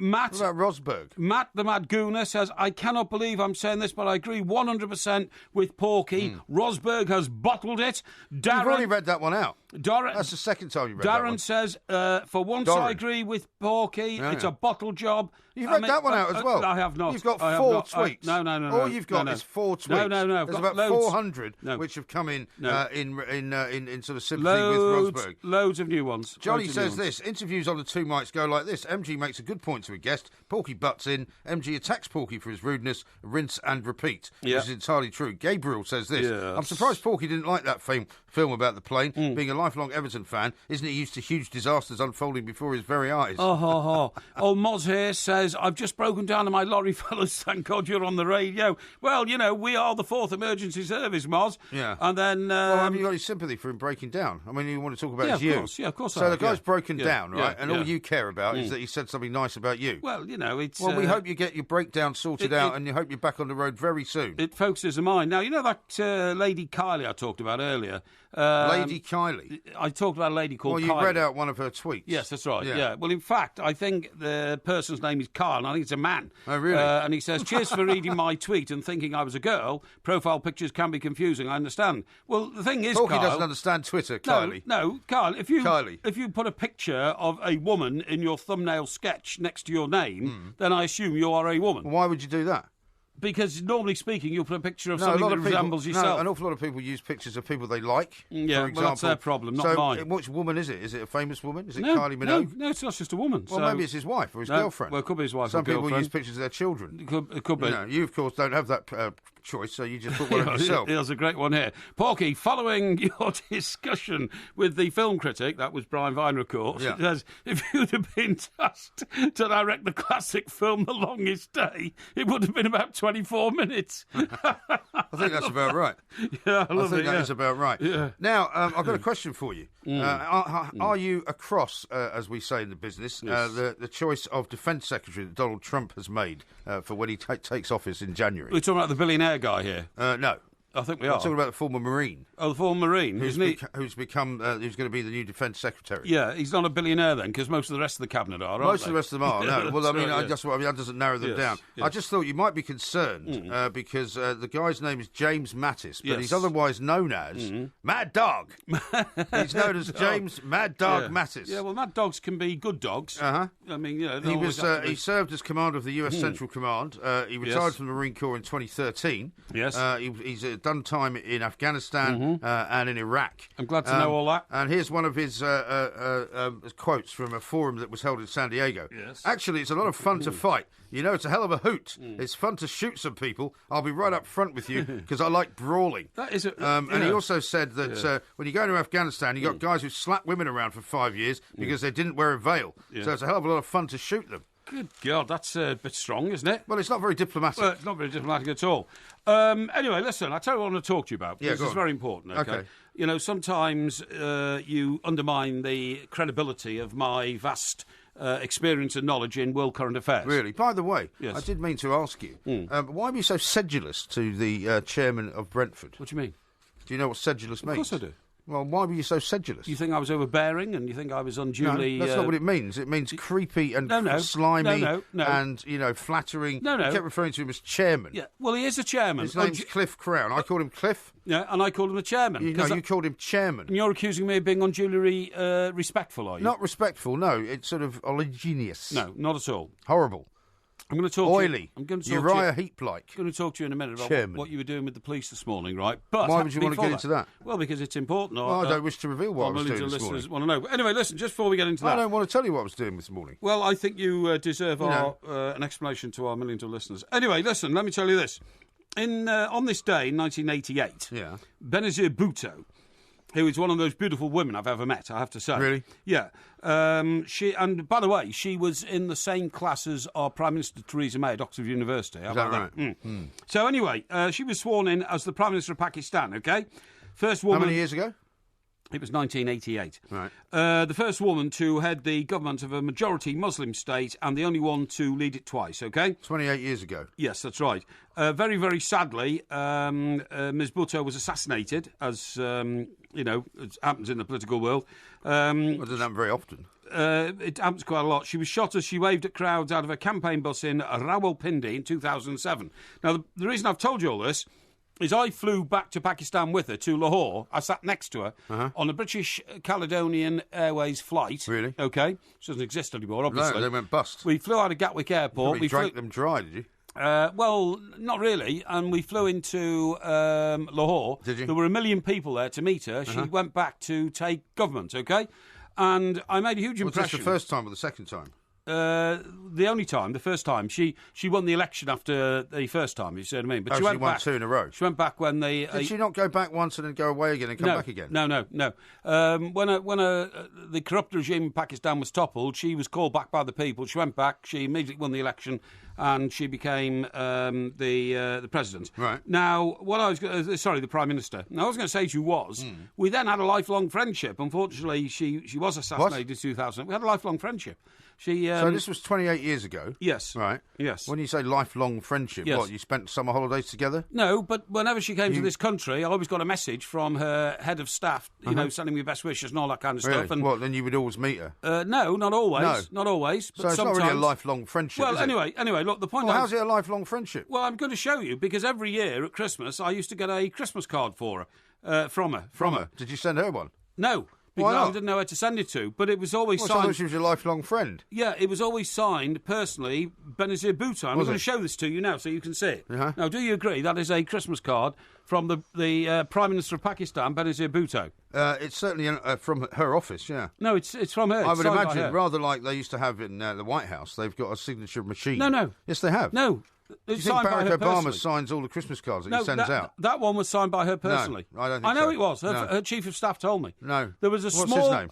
Sorry? What's his name? Well, he's not there now. But what was his name? Well, it doesn't matter. You don't know, do you? A small Why have you done this just purely to boast about some kind of imaginary friendship Can I have it back, with a very unfortunately now deceased former leader of Pakistan? She was a world leader. Excuse me if I have my car back, please. No, I'm going to keep this. No, because... Why do you want it back? I want it back You suppose you got one for every year, haven't you? You must have loads of them. That one was the first one I got. It's the only one, isn't it? No. It is the only one. It is not the only one. Well, how many others have you got? No, would you hand it back to me, please? I will, but how many others have you got? That's irrelevant. No, it's not. I think that's the only one. No, it's not. It's all right, not. well, I got one every year. Did you? How many years did you get them for? Well, right until her unfortunate demise in 2007. 2007. So from 1988. Yeah, I've got about... That's 10. I've got about 20 of them. So you should have 20. About 20, really? Yeah. Well, why do you care if I take one? Well, because they are dear to me. Because of course she was very famous, and you don't get many cards. She was honestly the best looking woman I've ever met. What does she look like? Got to do with it? Well, because she was stunningly attractive. She was highly intelligent. She went to Oxford University along with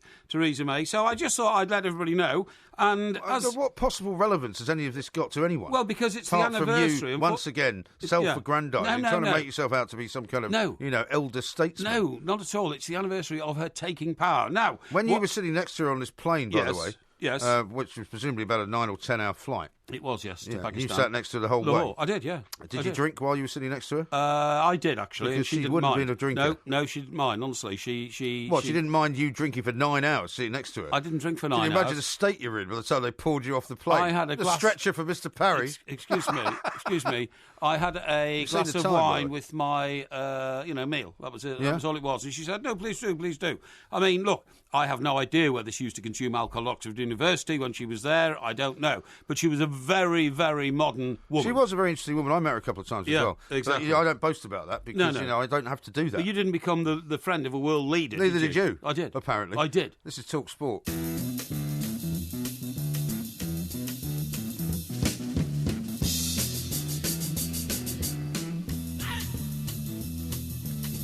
This is Talk Sport. We are the two Mikes. The Porky quiz is coming up in the next hour, of course. It's on Gareth Southgate, who's just been appointed England manager after 4 games in charge. Parry says, Mr. Parry, I should say, says that he is an expert on Southgate because he was at the FA during the time that Mr. Southgate was playing for England in a very pivotal role. But we shall see. Now, you are obsessed with property. Am I right in saying that? No.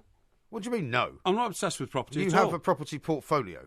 Okay, so a lot of people have a property portfolio. I don't know anyone else with a property portfolio. Well, there's loads of them about, believe me. Right. Yeah. Now, apparently, some of the best streets in Britain, as it were, have become so expensive to buy houses in, right, that you just are incapable of doing anything that any normal person could do. There's a street in Kensington, in London, called the Boltons. The average price of a house, average, not lowest, the average price of a house. Not highest either. Not the highest, £30 million. Goodness gracious, I mean, it's just amazing. Now, the point is that some of the wealthiest people in this country who now buy property in all sorts of places like Cheshire and Surrey and Sussex are footballers. Yeah. So is this a football effect? Well, the fact that they are injecting so much money into the property market means it's pushing the price of property up. And if you push the price of property up at the top, then you are sucking up the price of property at the bottom, which is where football fans, on working people's salaries, may suffer. Well, indeed. Well, I can't answer that question, but I think somebody who can is Liz Rowlinson, who's written a big piece in the Times today about some of the most expensive properties in the land. Liz, a very good afternoon to you. Good afternoon. Thank you very much Liz. indeed Thanks for joining us. Now, I'm not entirely certain whether there is a sort of a bubble effect that creates all the way down through the housing market from the very top, because, I mean, it's a very long way from an average house price of 30 million back down to sort of 120,000. But is there some truth in that? Well, I was interested to hear your theory about footballers pushing up prices, because I'm actually not sure in a lot of the streets that I picked out. Yes. Not a lot of footballers in a lot of those streets, actually. Well, I was just looking at one where I once lived, and that's in Altrincham in Cheshire, okay? Oh, yes. Now, in Altrincham in Cheshire, I once went to that very street, and I tell you who lived there, the Chief Constable of Greater Manchester Police. There were a series of riots going on when I worked at the Daily Express, and I went there to see him, and it was kind of an average street. But if a house there now costs £3 million, I think there is a footballer effect there because there are a lot of very, very wealthy footballers in Cheshire who play for Manchester City, Manchester United and the teams in Lancashire and Merseyside. Liverpool, yeah. No, you're right. And to be honest, a lot of them, they tend to follow each other and buy in herds, footballers. They do. And a lot of them would buy in similar streets, build these great big houses with all the knobs and bells, and then they'll be so expensive that they couldn't sell them. And so then footballers would end up selling to footballers, so it's a sort of knock-on effect. Yeah, exactly right. And presumably that's the same effect that there is in other places where a lot of these very, very, very expensive houses, like 30 million average price, are being bought by incredibly wealthy foreign investors who don't even necessarily even want to live there. Sure, and do you know what? I mean, because footballers have had problems sort of selling, a lot of them rent rather than buy now. Yeah, they do. They do. That's absolutely right. You're right in what you say, Liz. There's a place called Formby, which is north of Liverpool, on the sort of Fylde coast and all that.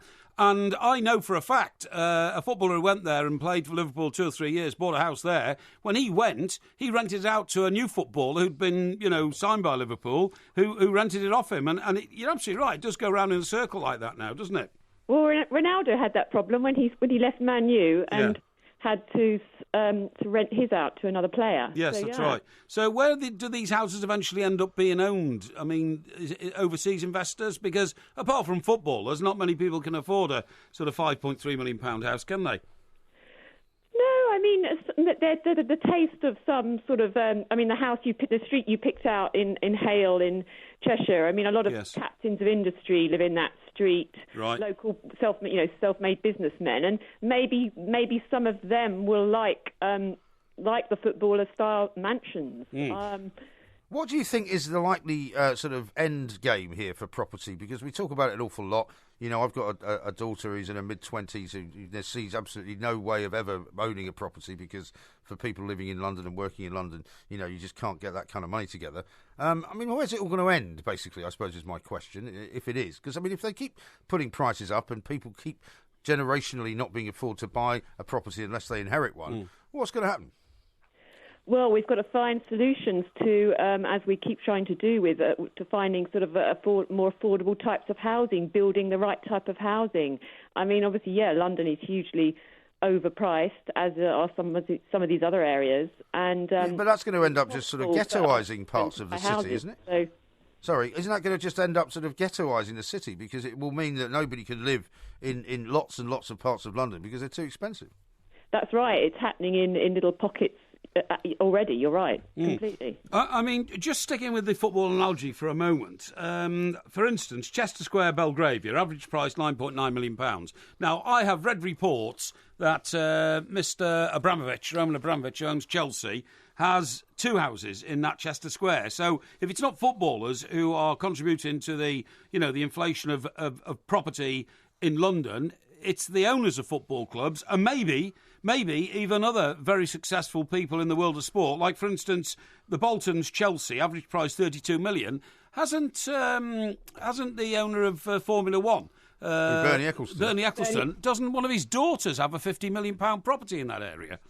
I think she does, yes.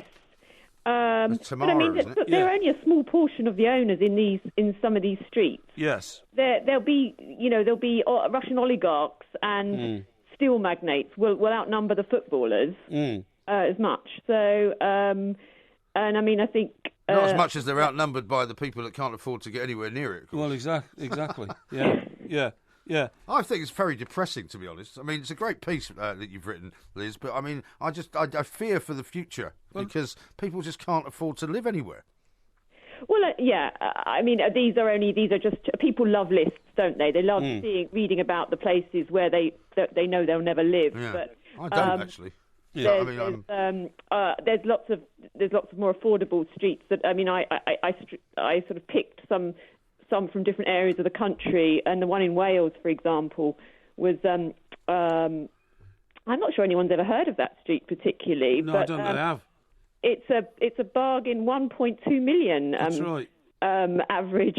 T. Gwyn Avenue in Cardiff, 1.2 million. The only reason my colleague is upset, Liz, is because he comes from Hampstead and he lived in some sort of, shack, some sort of rundown rented flat. Yeah, because there's a lot of those in Hampstead. Yeah, as you know. and he's now disappointed to see that Frognall Way in Hampstead, average price of a home, 14.5 million. I think you missed your opportunity there, Mike. I was a child, unfortunately. Yeah. Liz, thank you very much indeed. Liz Rowlandson there from The Times, talking about Parry's favourite subject, property. Not so. This is Talk Sport.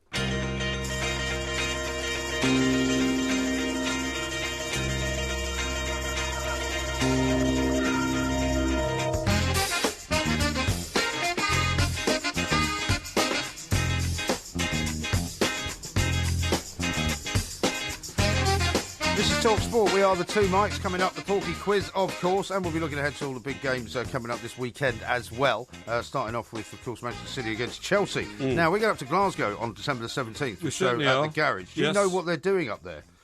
What do you mean? Do you have any idea what sort of, darkness lies below the surface? A call has been made for an annual car-free day in Glasgow, right? No. Because apparently one of these petitions has been started up on 38 Degrees, which says, we are calling on Transport Scotland to make plans for an annual car-free day in Glasgow when the city sections of the M8 motorway, which, as you know, runs all the way through the city, is shut to traffic, allowing everyone the chance to reclaim the space for festivities and fun. Really? So they basically want to shut the M8 for an entire day. OK, and how does the commercial world that is Glasgow operate when you can't take any vehicles with goods and services? Well, I've no idea. Transport and all that. How does that work? I've absolutely no idea. It seems like a totally mad idea, but they say it's the only city in the UK to have a 6-lane motorway going right through the heart of the city. I'm sure it is. Which may be true. Birmingham's got it's got 4 lanes rather than 6, isn't it? I was about to say, one of the things that always impressed me about Birmingham when I used to live and work there was the amount of thought that the city burghers had put into flyovers and underpasses. Although I have to say, the last time we did a show in Birmingham, there was terrible roadworks. They're putting tram in there, I think. They're putting trams in, so they're digging up the roads right, left and centre. Yeah. It took me about an hour to get from the edge of sort of Aston Villa's ground into the centre of Birmingham. Absolutely. Terrible. There was a photographer at the Birmingham Evening Mail, and he was called into the picture editor's office one day and said, "Look at this." And I said, "What is it?" He said, "It's an aerial shot of the Gravelly Hill interchange." And he looked at it, and he'd never seen anything like it. It looked like something from Los Angeles. And he said, "Blimey, that looks like Spaghetti Junction." Yeah. And that's how Spaghetti Junction got its name. Is that right? Yeah, from a photographer on the Birmingham Evening Mail. I remember the first time I went through Spaghetti Junction, it was very, very underwhelming because when you went through it on the M6, you didn't actually really see it. Yeah, but you see that any major junction, even in Los Angeles, you only see the road that you're on. You don't see all the roads that are whipping round it and under it and all that. Exactly I want to talk. Hang on, before you go on, any more of your ranting, right? You've put out this picture now of the Christmas card that you got from Betsy Billard. Rather astutely, Al has tweeted. It doesn't say who it's to. It could have been sent to anyone. That's a very good point. Well, why was it doesn't have your name on it? Well, how come I have ownership because of you're it? not the sort of person that would have lifted it from somebody else's cabinet. Are you mad? In the middle of a Christmas party. Oh, don't be ridiculous. It might have been sent, for example, to your old boss, Sir Nicholas Lloyd, who was at Oxford at the same time as she was as well, I believe. I can tell you exclusively, it had a personal note in it. Well, you can tell us as much as you like about what you say isn't there. But, given your track record, it wouldn't be at all surprising if you'd half-inched it from somebody else. No, it had a personal note in it, and that's why it is so personal, but I didn't think I should share that with our millions of listeners. I was only like, I might hope you're feeling better after that terrible flight we had together where you seem to be suffering from food poisoning? No, hope you're keeping well and all that kind of stuff. Now, never mind that. I think what you're trying to do is avoid the opportunity for me to ask you why you were bothering the local constabulary this morning. I wasn't bothering them. I was invited to visit the local constabulary this morning as a follow-up to the investigation, which is ongoing still, more than 2 months after the effect, or after the event, I should say, of my stolen shirts, my 7 stolen shirts. Now, you've made a compensation claim, haven't you? To the dry cleaners, yes. That's what I mean. Well, why wouldn't I? Well, I've lost 7 shirts. When you make the compensation claim to the dry cleaners and you've asked for, I think, £200, is it? I don't wish to go into the detail of it. It may affect the criminal inquiry. OK. You've just spent some time in the justice system. Yes, have you not? I have. So you should know that, the amount of information that you give out for my country, it has to be limited at best. Yes, but what I'd like to put to you is this. What evidence did the dry cleaners ask you for you to prove ownership of the shirts that you say were yours that were stolen. Oh, what? Are you saying that I'm saying they're not my shirts? I'm not saying that. I'm asking what evidence did the dry cleaners ask for? Well, and when the police interviewed you and said, what evidence do you have that these were your shirts? What was your answer to that? Well, the evidence is that you can see me clearly bring them in on the CCTV camera. I'm given a ticket for those shirts, right? And when you've seen that, have you? I haven't seen them. No, I haven't seen, the CCTV of me going in. No, you but haven't. If they asked me if there was evidence, there would be, because there is CCTV evidence of the man taking the shirts, right? Yeah. There is evidence of him paying for the shirts, and there is evidence of my ticket being brought in and not being able to be replenished to me because those ticketed shirts had disappeared. Yeah, but you're absolutely right. I've just spent some time within the legal process, legal system, and I put this to you, right? You go in and say, where are my shirts? And they say, oh, your brother took them. Yeah. You then say, well, here's my ticket for my shirts. They're not there. You then say, on CCTV, they were my shirts, but you've got no proof those were your shirts. Well, then, if there was no proof they were my shirts, where are my shirts? I gave them to them in good faith, so it doesn't really matter. Yeah, for example, if they lost them, and they hadn't been stolen. And by the way, I was informed today that not only was this, in fact, theft, it was also burglary. Burglary, because this man went behind the counter and actually, removed them without my authorisation. Without my authorisation, that is the key phrase. Okay, but what I'm trying to say to you is, we haven't yet seen the CCTV evidence. Well, you haven't seen it. I've seen the CCTV evidence of him taking them. No, which you say exists of you taking the shirts in. Well, there will be, because everything is on CCTV. Will there be? Of course, there will be. But has there been? Well, nobody's asked for it because nobody's stupid enough. Nobody's stupid enough to waste everybody's time. There's no dispute as to who owns the shirts, because when you go to a dry cleaners, which I assume you never do, because you get your housekeeper to do everything. No, I do. When was the last time you went to a dry cleaners? Last Monday. Really? Yes. And did you put something in or take it out? I put a new jacket in which I'm having the sleeves taken up. What, shortened? Yes. So what? You are? Yes. Why? Yeah. Because a normal jacket doesn't fit you? No, normal jacket fits me. It's a designer jacket. Sleeves are too, is it Pierre Cardin? And I wanted to roll them back a bit, so I've had them shortened a little bit. Yeah, because you have to buy a jacket that's so huge to fit your immense bulk. No. That most people who are that big actually have longer arms. So perhaps you could tell us a little bit about the interview with the policeman. Well, I was in the police station, which I'm not going to reveal which one, obviously, because that would be giving too much away. I didn't know there were a lot of police stations around your part of the world anymore. Well, funnily enough, I was told that it's not going to be there for much longer. Because I said, I'm surprised in a way like a sort of TARDIS box, blue box. No, it was quite a big station, but there was hardly anybody in it, because basically there was a sign outside which said, should you wish to contact a police officer, please pick up the phone on the outside of the door, which was all bolted up, right? Okay. With one of those big metal shutters on the front of it. And it was quite cavernous inside, but only a few people working in there. How did you get in? The guy had to come down and take me in another way. What, did you pick up the phone? No, I had to ring his mobile. He asked me to ring his mobile. Right, number, okay. So he takes you another way. So what happens then? And he takes me into a sort of interview room, basically. And he then fills out a victim statement for me, which included questions. You're a victim now, are you? Well, I am apparently, yeah. Is this a waste of police time, all this? Well, I said to him, to be honest, I'm surprised you guys have got time to look into something like this. And he said, well, no, a crime is a crime. Yes. And that was when he said, this is a burglary, and this is a guy who clearly has done this sort of thing before. And so... so all those old women getting bashed over the head just down the road from your dry cleaners. Which old women? You don't care about them. Which old women? You know, have you got cases? You just want to Have you got cases? Well, it happens. No, you're just making that up now. No, it happens. Yeah, you are. So you just want to take up police time to try and find some poxy old shirts of yours, which aren't worth getting back anyway. Actually, rather expensive, quite new shirts, to be honest. I know you don't know much about shirts because you always wear the same one, which looks as if it was made for the sale of a spinnaker. It's very harsh. But the bottom line is that I was asked to go in there to make a statement because they said if the victims of crime are not willing to participate in the solving of the crime,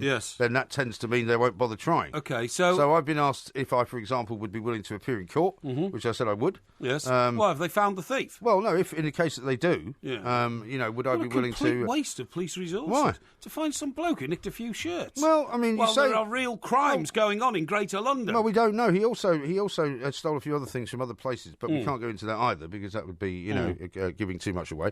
But I know I was quite surprised because they do also have a situation where you're asked if you have suffered either psychologically, and he said obviously in your case it's probably not too bad. I thought that was a bit sort of presumptuous because, I mean, I could be in some pain. But I said I've certainly suffered financially. Yes. Because I've had to replace some of those shirts, which I've paid for, which I'm hoping I will be compensated for. Yes, I see. And are you going to fill in the psychological questionnaire? I didn't have to fill it in. No, he filled it in for me. Oh, did you say you were psychologically damaged from this? No, I said I was psychologically damaged from working with you. Oh, really? Yeah. Yes, I see. So It's a actually, joke, having my shirt stolen was actually slightly quite minimal. So you defend wasting a load of police time on a few manky shirts when there are real crimes happening on the street. They could be chasing drug smugglers. Yeah, they could. They could be chasing, people who do real crime. People who drive in motorway lanes when the big red X is there and it's closed off. I made every effort to get out of that lane, and I was never, ever prosecuted or charged. So put that in your pipe and smoke it. OK, all right.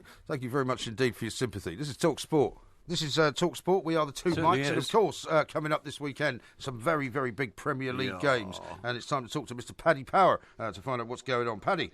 How are you getting on, Michaels? You right? Very well indeed. I mean, two things, I suppose, before we start talking about the football fixtures as such. Nico Rosberg, I mean, didn't see that one coming. And secondly, what about Alan Pardew at Crystal Palace and the possibility that Mancini may be coming in?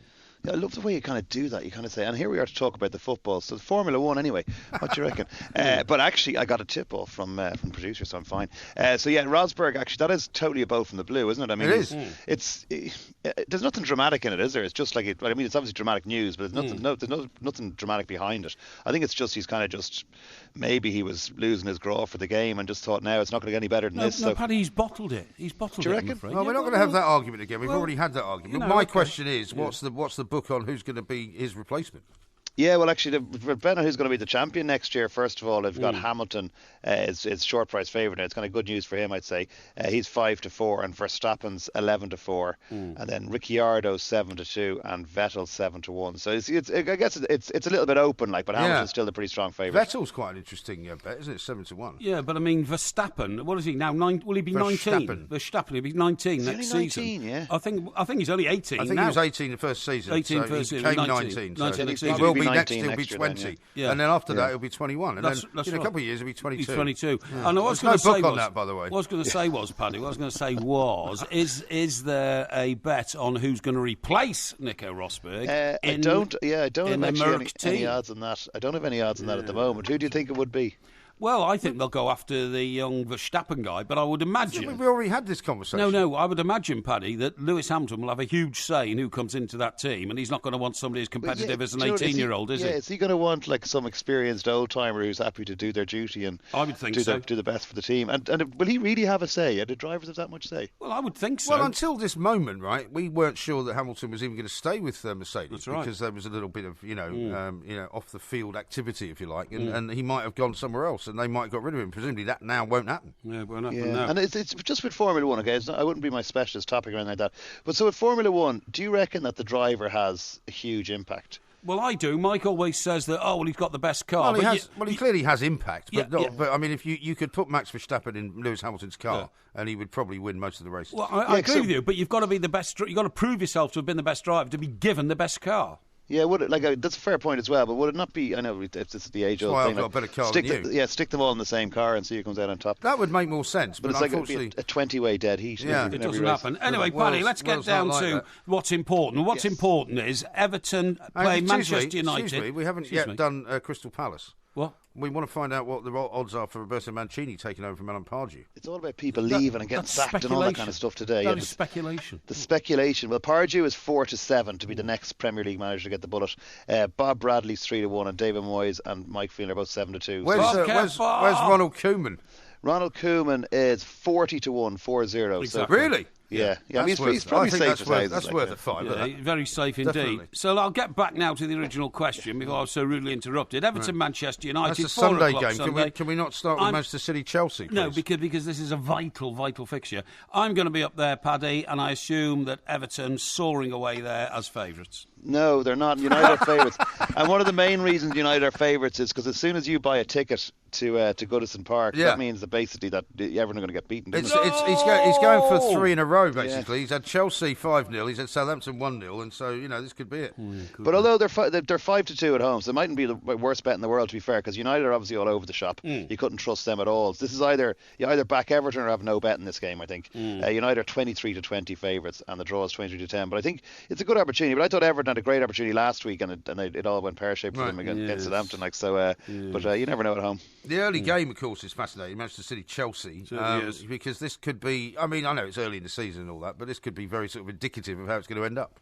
Yeah, and City are 6-5 at home, so they're odds against at home. And I think this is probably the only fixture where they wouldn't be odds on, and just because Chelsea are on fire at the moment. And yeah, I'm going to go for Chelsea. I think. I mean, they're 12-5. They're bigger than 2-1, nearly 2.5-1, which is, I think that's good value because they just are playing so well. City don't look as invincible as the true champions often would look at this stage of the season. You know what I mean? So I think Chelsea look the more invincible team of the two of them. So I think the City's defence is dodgy with your man Company gone on the missing list again. So I think Chelsea are a decent bet. Yeah, indeed. West Ham Arsenal is the TalkSport commentary game. What do you got there? Yeah, Arsenal they're short. They're 3-4 odds-on favourites. West Ham are 18-5. That's like nearly 4-1, and the draw is 14-5. Again, West Ham are a little bit inconsistent. Arsenal a little bit inconsistent as well, and they're having their usual dodgy wobbly spell around Christmas time. So this is possibly a draw. Okay, I've got a business opportunity for you here, Paddy. Great, can't wait. Everton, that sounded a bit cynical. Everton, Manchester United. Who's going to be the first? Hang on. Excuse me. Who's going to be the first scorer? Will it be Lukaku, or will it be old Ibrahimovic? Ibrahimovic, you mean? Yeah, it's not Ibrahimovic. It's Ibrahimovic. No, it's his cousin. Lukaku is 5-1 favourite on the Everton side, and Ibrahimovic is 4-1 favourite on the United side. So they're both the two favourites anyway. You're picking the right ones. Now Liverpool away at Bournemouth, also on Sunday. Yeah.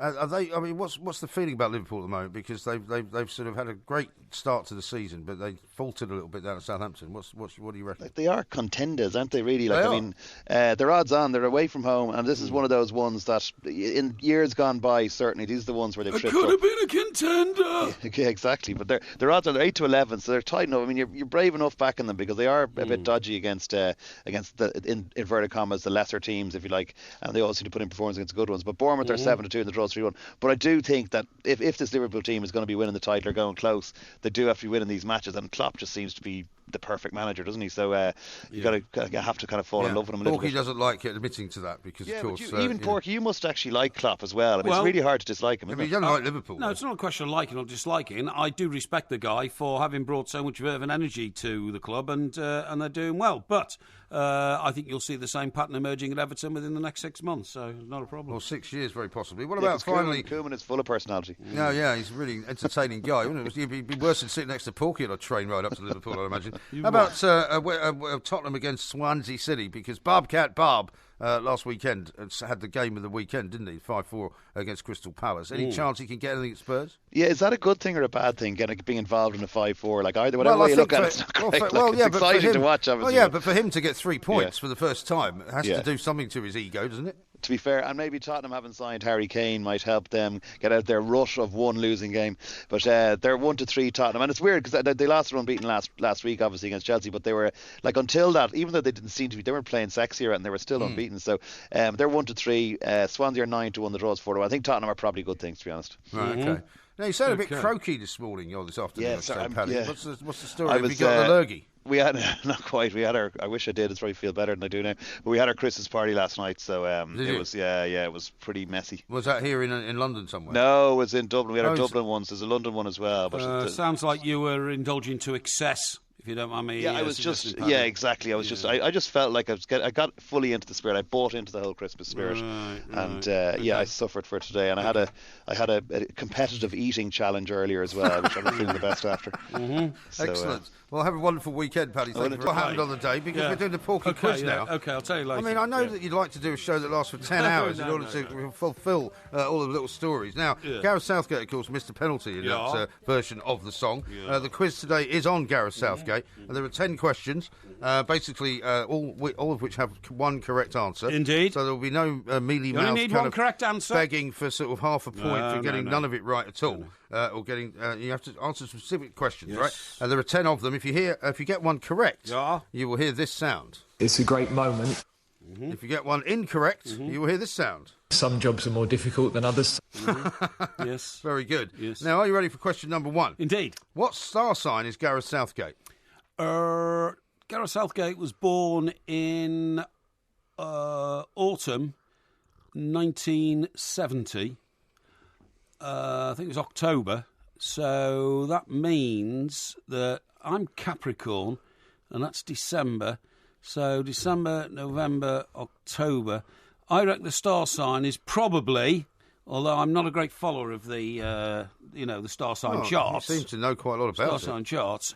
Well, it wouldn't be easier to ask me what month he was born in, because that's a fairer question. The question is not which month was he born in. Yeah. The question is what star sign is Gareth Southgate? Star sign. I reckon it must be Taurus. Incorrect. Some jobs are more difficult than others. Virgo, which is September, not October. September, October. Virgo is September and October. 0 out of 1. Question number 2. When did he serve as manager of Middlesbrough? And I want months and years. Manager of Middlesbrough? Yeah. He was manager of Middlesbrough, right? I'm telling you now. Uh-huh. It was for 3 seasons, right? During which he took Middlesbrough down. But the Middlesbrough board, under their chairman, you don't get any extra points hang on. rambling Thinking aloud, and, just thinking aloud. Babbling away about nothing at all. That's why you try and look it up. And when he actually got the boot in the end, I think they were just a point from the playoff places. I think, in fact, they might have been 4th at the time, right, in the Championship. And that came in precisely, exactly... April 2009. Incorrect. No! I asked you, when did he serve as manager? You said, you served as April 2009 for 1 month. No, that's when it ended. That's when it ended. I said, when did he serve? Yeah, From when until when? 2006 to 2009. Months and years, I said. Well, I've given you the months of when it ended. You said, so the month it ended was April 2009. You said. Yes. When did it start? June 2006. Incorrect. No! It was June 2006 to October 2009. That's what I said. That's what I said. I didn't say April. I didn't say April. You said April. I said 4 games into the new season. You're going to have to hurry up these answers because you're taking way too long. How many appearances did he make for Crystal Palace? Question number 3. Crystal Palace? Yeah. No, then. Crystal Palace. You went there as a youth player? You can't explain the answer in the same way. We haven't got enough time. People want to know my thinking process. Well, I'm going to give you a clock. I'm going to give you 20 seconds. No, just shut up for a minute. 20 seconds. He went there as a youth player. He played there for 4 seasons. He wanted to move on. He said that to big up his career. I'm telling you now, it was a total of 135 games. Incorrect. No! 152. 152. Question number 4. In which season did he play every single game? Every single game? Yes. He played every single game for Middlesbrough in his first season there, when he went there as captain, and that was season 2001-2002. Incorrect. No. It was 98-99 for Aston Villa. Question number 5. How many England caps did he win? Gareth Southgate won 57 England caps. Correct. Hooray! He's finally got one right. That's 1 out of 5. Woo. My prediction was 2 out of 10. Let's see if I'm right on the money. Question number 6. Yes. In August 2013, Southgate won his first game in charge of the England under-21s by 1-0. Who did he beat? What was the date again? August 2013. August 2013. And it was 1-0. It was. It's in a competition. I don't know about the competition. That doesn't take part of the question. What was the date again? 2013. Yeah. Yeah, I know. I can see the team now. I can see the game. And it was against, I can tell you now, was against France. Incorrect. No! It was against Moldova. So it's 1 out of 6. Like question number 7. What is Southgate's record as England manager? His record as England manager? Yeah. Do you mean full England manager? The question says, what's his record as England manager? He hasn't been England manager yet. He's been interim England manager. Well, the question says, what's his record as England manager? Played none, drawn none, won none, lost none. Incorrect. No, it's not. That's wrong. It's not. No, his record is 1-2, drawn 2. It's not. Yes, he was interim England manager. He was England manager. He was not. And if I knew that he'd won 2 and drawn 2. Of course I did. You're overthinking the answers. No, it's not. You're overthinking the answers. That was a trick question. No, it was not a trick question. Right. The plate on his door at St George's Park said I didn't know he had a Gareth plate Southgate. On his door. He did. Gareth Southgate, what sort of plate? interim England manager. You sure? I'm certain. Where's the picture? You've got to recant. No, I can't. You have I'm to. not recanting He has anything. not been England manager yet. Right. Who was manager of England over the last 4 games? They didn't have one. They had an interim England manager. Really? It was Gareth Southgate. Rubbish. Yeah. 1 out of 7. No. Question number 8. No, that's not right. Which controversial decision did Southgate make while in South Africa in 2003? 2003? Yes. In South Africa? Yes. What do you mean? It's a pretty straightforward question. What? Which controversial decision did Southgate make while in South Africa in 2003? When he was in When South you Africa, working for the FA then? In 2000... No, I wasn't. No. In 2003... I'll have to hurry you. I'll tell you what that was. What he did was... he was there on tour, actually, as I recall, and he... Sure he wasn't there on holiday? It wasn't on holiday, definitely. And what he did was, I can tell you now, he actually banned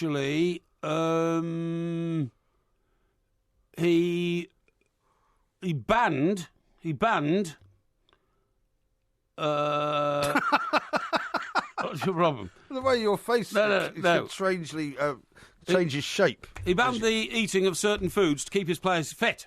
Incorrect. No! What, do you think he was the interim manager then or something? No. Because he was obviously a player. He decided not to fly from Durban to Johannesburg to meet Nelson Mandela, which was a big deal at the time.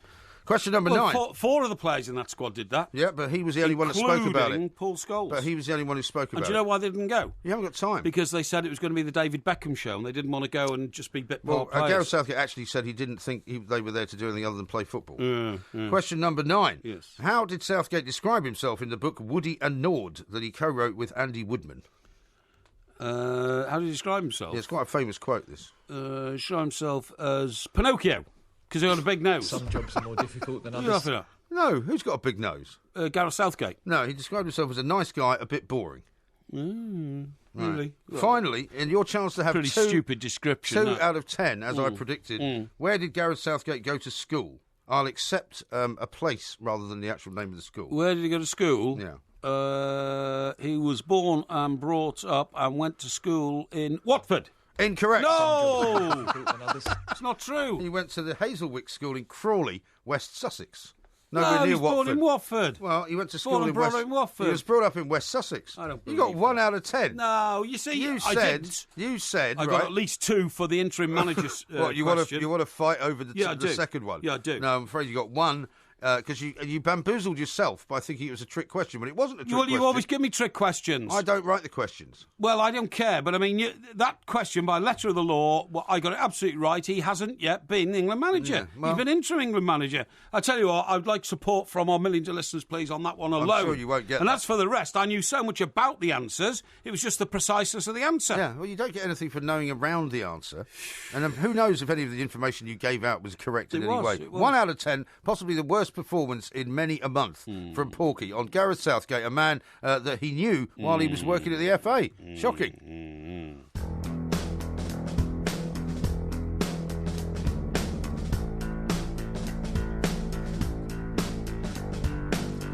Coming up here on TalkSport, Adrian Durham and Darren Goff will bring you Drive from 4 p.m. Over on Talk Radio, Yasmin Khan will bring you all the latest news and current affairs. And we have a packed weekend of live football coming up. At 3 p.m. on Saturday, you can hear live commentary of Crystal Palace versus Southampton on TalkSport 2. Indeed. And then at 5:30, TalkSport will bring you live commentary of West Ham Arsenal. And we are the only broadcaster in the UK with live commentary of El Clasico as well. Barcelona take on Real Madrid in the Nou Camp. You can hear that live and exclusive from 3:15 Saturday afternoon on talksport.com. Bit of support for you in the quiz, but generally speaking, absolutely pathetic is what Maxwell says. I think Porky not. has had a shocker in the quiz, said Hells. But 1 or 2 people say that the questions were very, very unfair. Yeah, of course they were. But I'm not going to read any of those out because I don't agree with them. Yeah, well, I'm sorry, but I mean, you ask me trick questions, what do you expect? You haven't got any credibility as an honourable person, so it doesn't matter. Yeah, well, I mean, I don't seek credibility as an honourable person, nor do I seek popularity contests either. Martin Lipton is here, though. He is the Deputy Head of Sport at The Sun. We've got a load of very, very interesting games coming up this weekend, of course, starting with Manchester City against Chelsea and culminating with West Ham Arsenal live here on TalkSport. Martin, a very good afternoon to you. Good afternoon, gentlemen. How are we? Yeah, very well indeed. Now, I've had to try and keep Mr. Parry at bay for 3 hours. So that's an impossible task, isn't it? As I know to my cost. I know, and normally he launches an attack on either me or you, but now that you're here, I'm assuming he's going to launch an attack on you. So I'm ready. I'm poised. I'm poised. Go on. Over to you, Porky. Not at all. I mean, how do you rate Everton's chances against Manchester United on Sunday, Martin? Because it's looking a bit grim. Well, 1 win in 9 says it all, really. I mean, things aren't going so well. They started so well this season, didn't they? Really positively, and it seems to have slipped away. And I don't quite know why. I think potentially a lack of goals from Lukaku is the main factor in that.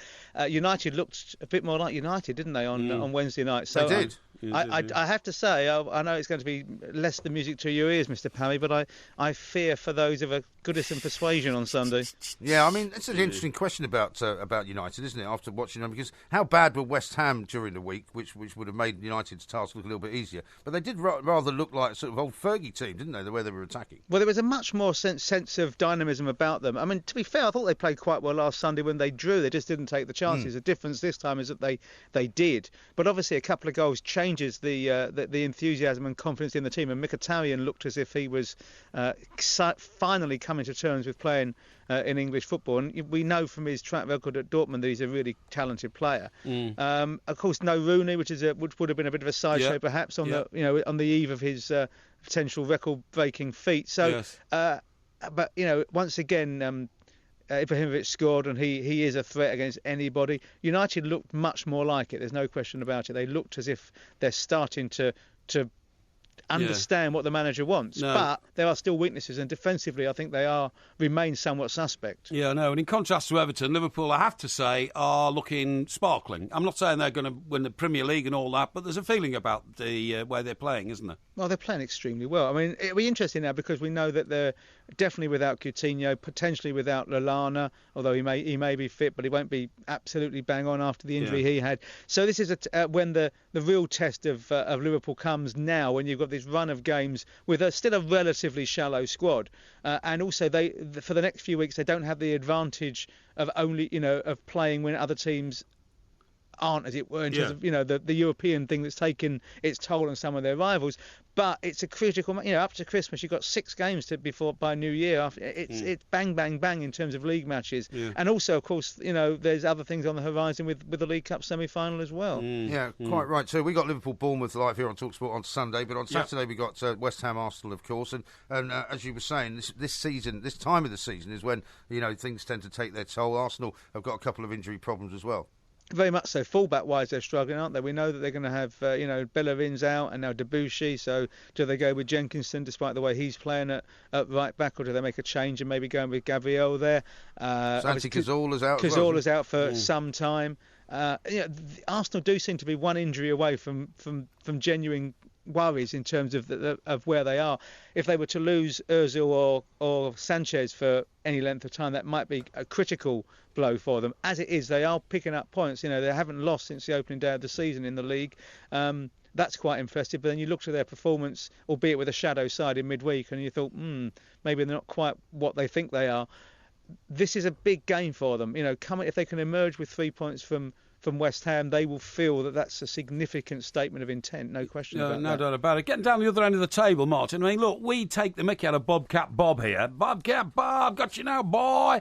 But, I mean, it's an experiment which doesn't really fit in with the Premier League, does it? The way he speaks, the expressions he uses, his attitude he got his first win last weekend. Yeah, I know he did, but, I mean, that's a lifeline for him. But do you understand what I mean, Martin? He doesn't seem to fit in. Well, he might not do at this stage, but there's no doubt in his bravery as a character. You don't make yourself the only American in Egypt during the middle of all the chaos that was ensuing there, and not have a degree of strength of character about you. He is quite an adept man. There's no question of that. And I think it's very hard for anyone to come into a team in trouble mid-season, and there's no acclimatisation period. You haven't got time to get to know the players, because by the time that you do get to know them, you're 5 games in, and you could have, as it was the case, pick up 1 point from 5 matches. So that was the problem.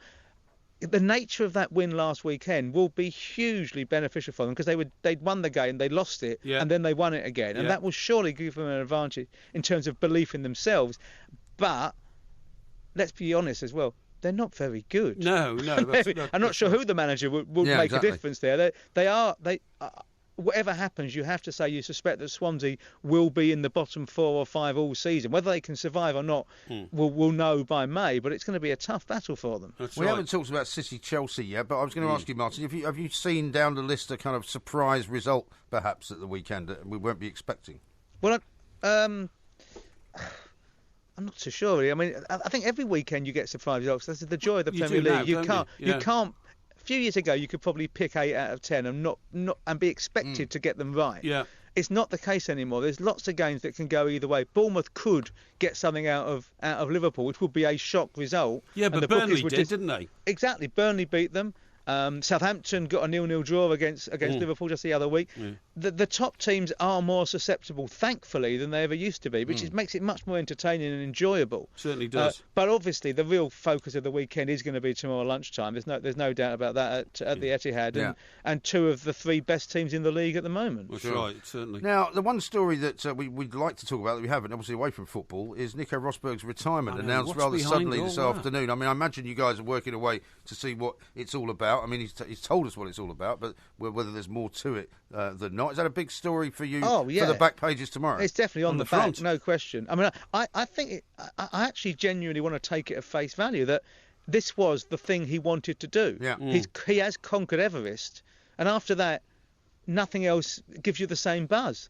And you've got to remember that. Well, winning it a second time. Well, but maybe it maybe not though. Clearly, maybe for him, just winning it once is enough. And you've got to also remember, there aren't too many more dangerous jobs, no matter how much you get paid for it, and he does get paid an awful lot, than going around a track at 200 miles an hour. Yeah. It is quite, if you don't have to do it anymore, Yeah, why would you? And I mean, we were talking about this earlier. No, but we were talking about good. this earlier. I mean, Jules Bianchi was a good friend of his. You know, he died after that crash in Japan. You know, he's got a young kid who he says his wife has been looking after almost solely for a year.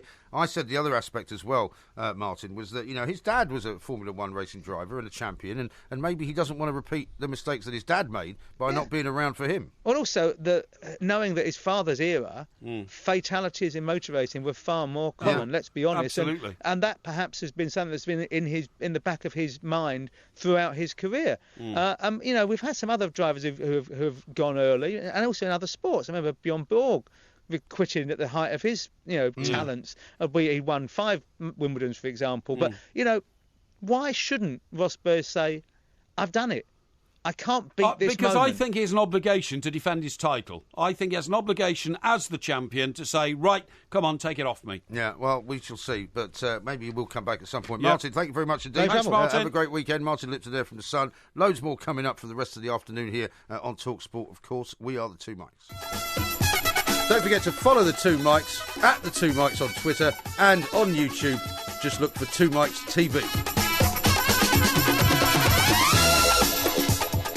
I mean, his son Damien Hill went on. Damon, you mean? See, this is an Not amazing Damien, thing. it's Damon. This is an amazing Damon thing. Hill. Hang on. Nicky Rosberg is a second generation. Tell you what I'd have done if it was my film. Okay, never mind Clint Eastwood. Clint Eastwood. Well, how about Lee Clintwood? Every year at Christmas, I used to get a Christmas card. It was always signed personally, Benazir Bhutto. Did you send her one? No, because I didn't know where to send it to. But it was always signed. So she was your lifelong friend. I made every effort to get out of that lane, and I was never, ever prosecuted or charged. So put that in your pipe and smoke it. Okay. He was born and brought up and went to school in Watford. Incorrect. No! It's not true. He went to the Hazelwick School in Crawley, West Sussex. No, near he's born Watford. in Watford. You got 1 out of 10.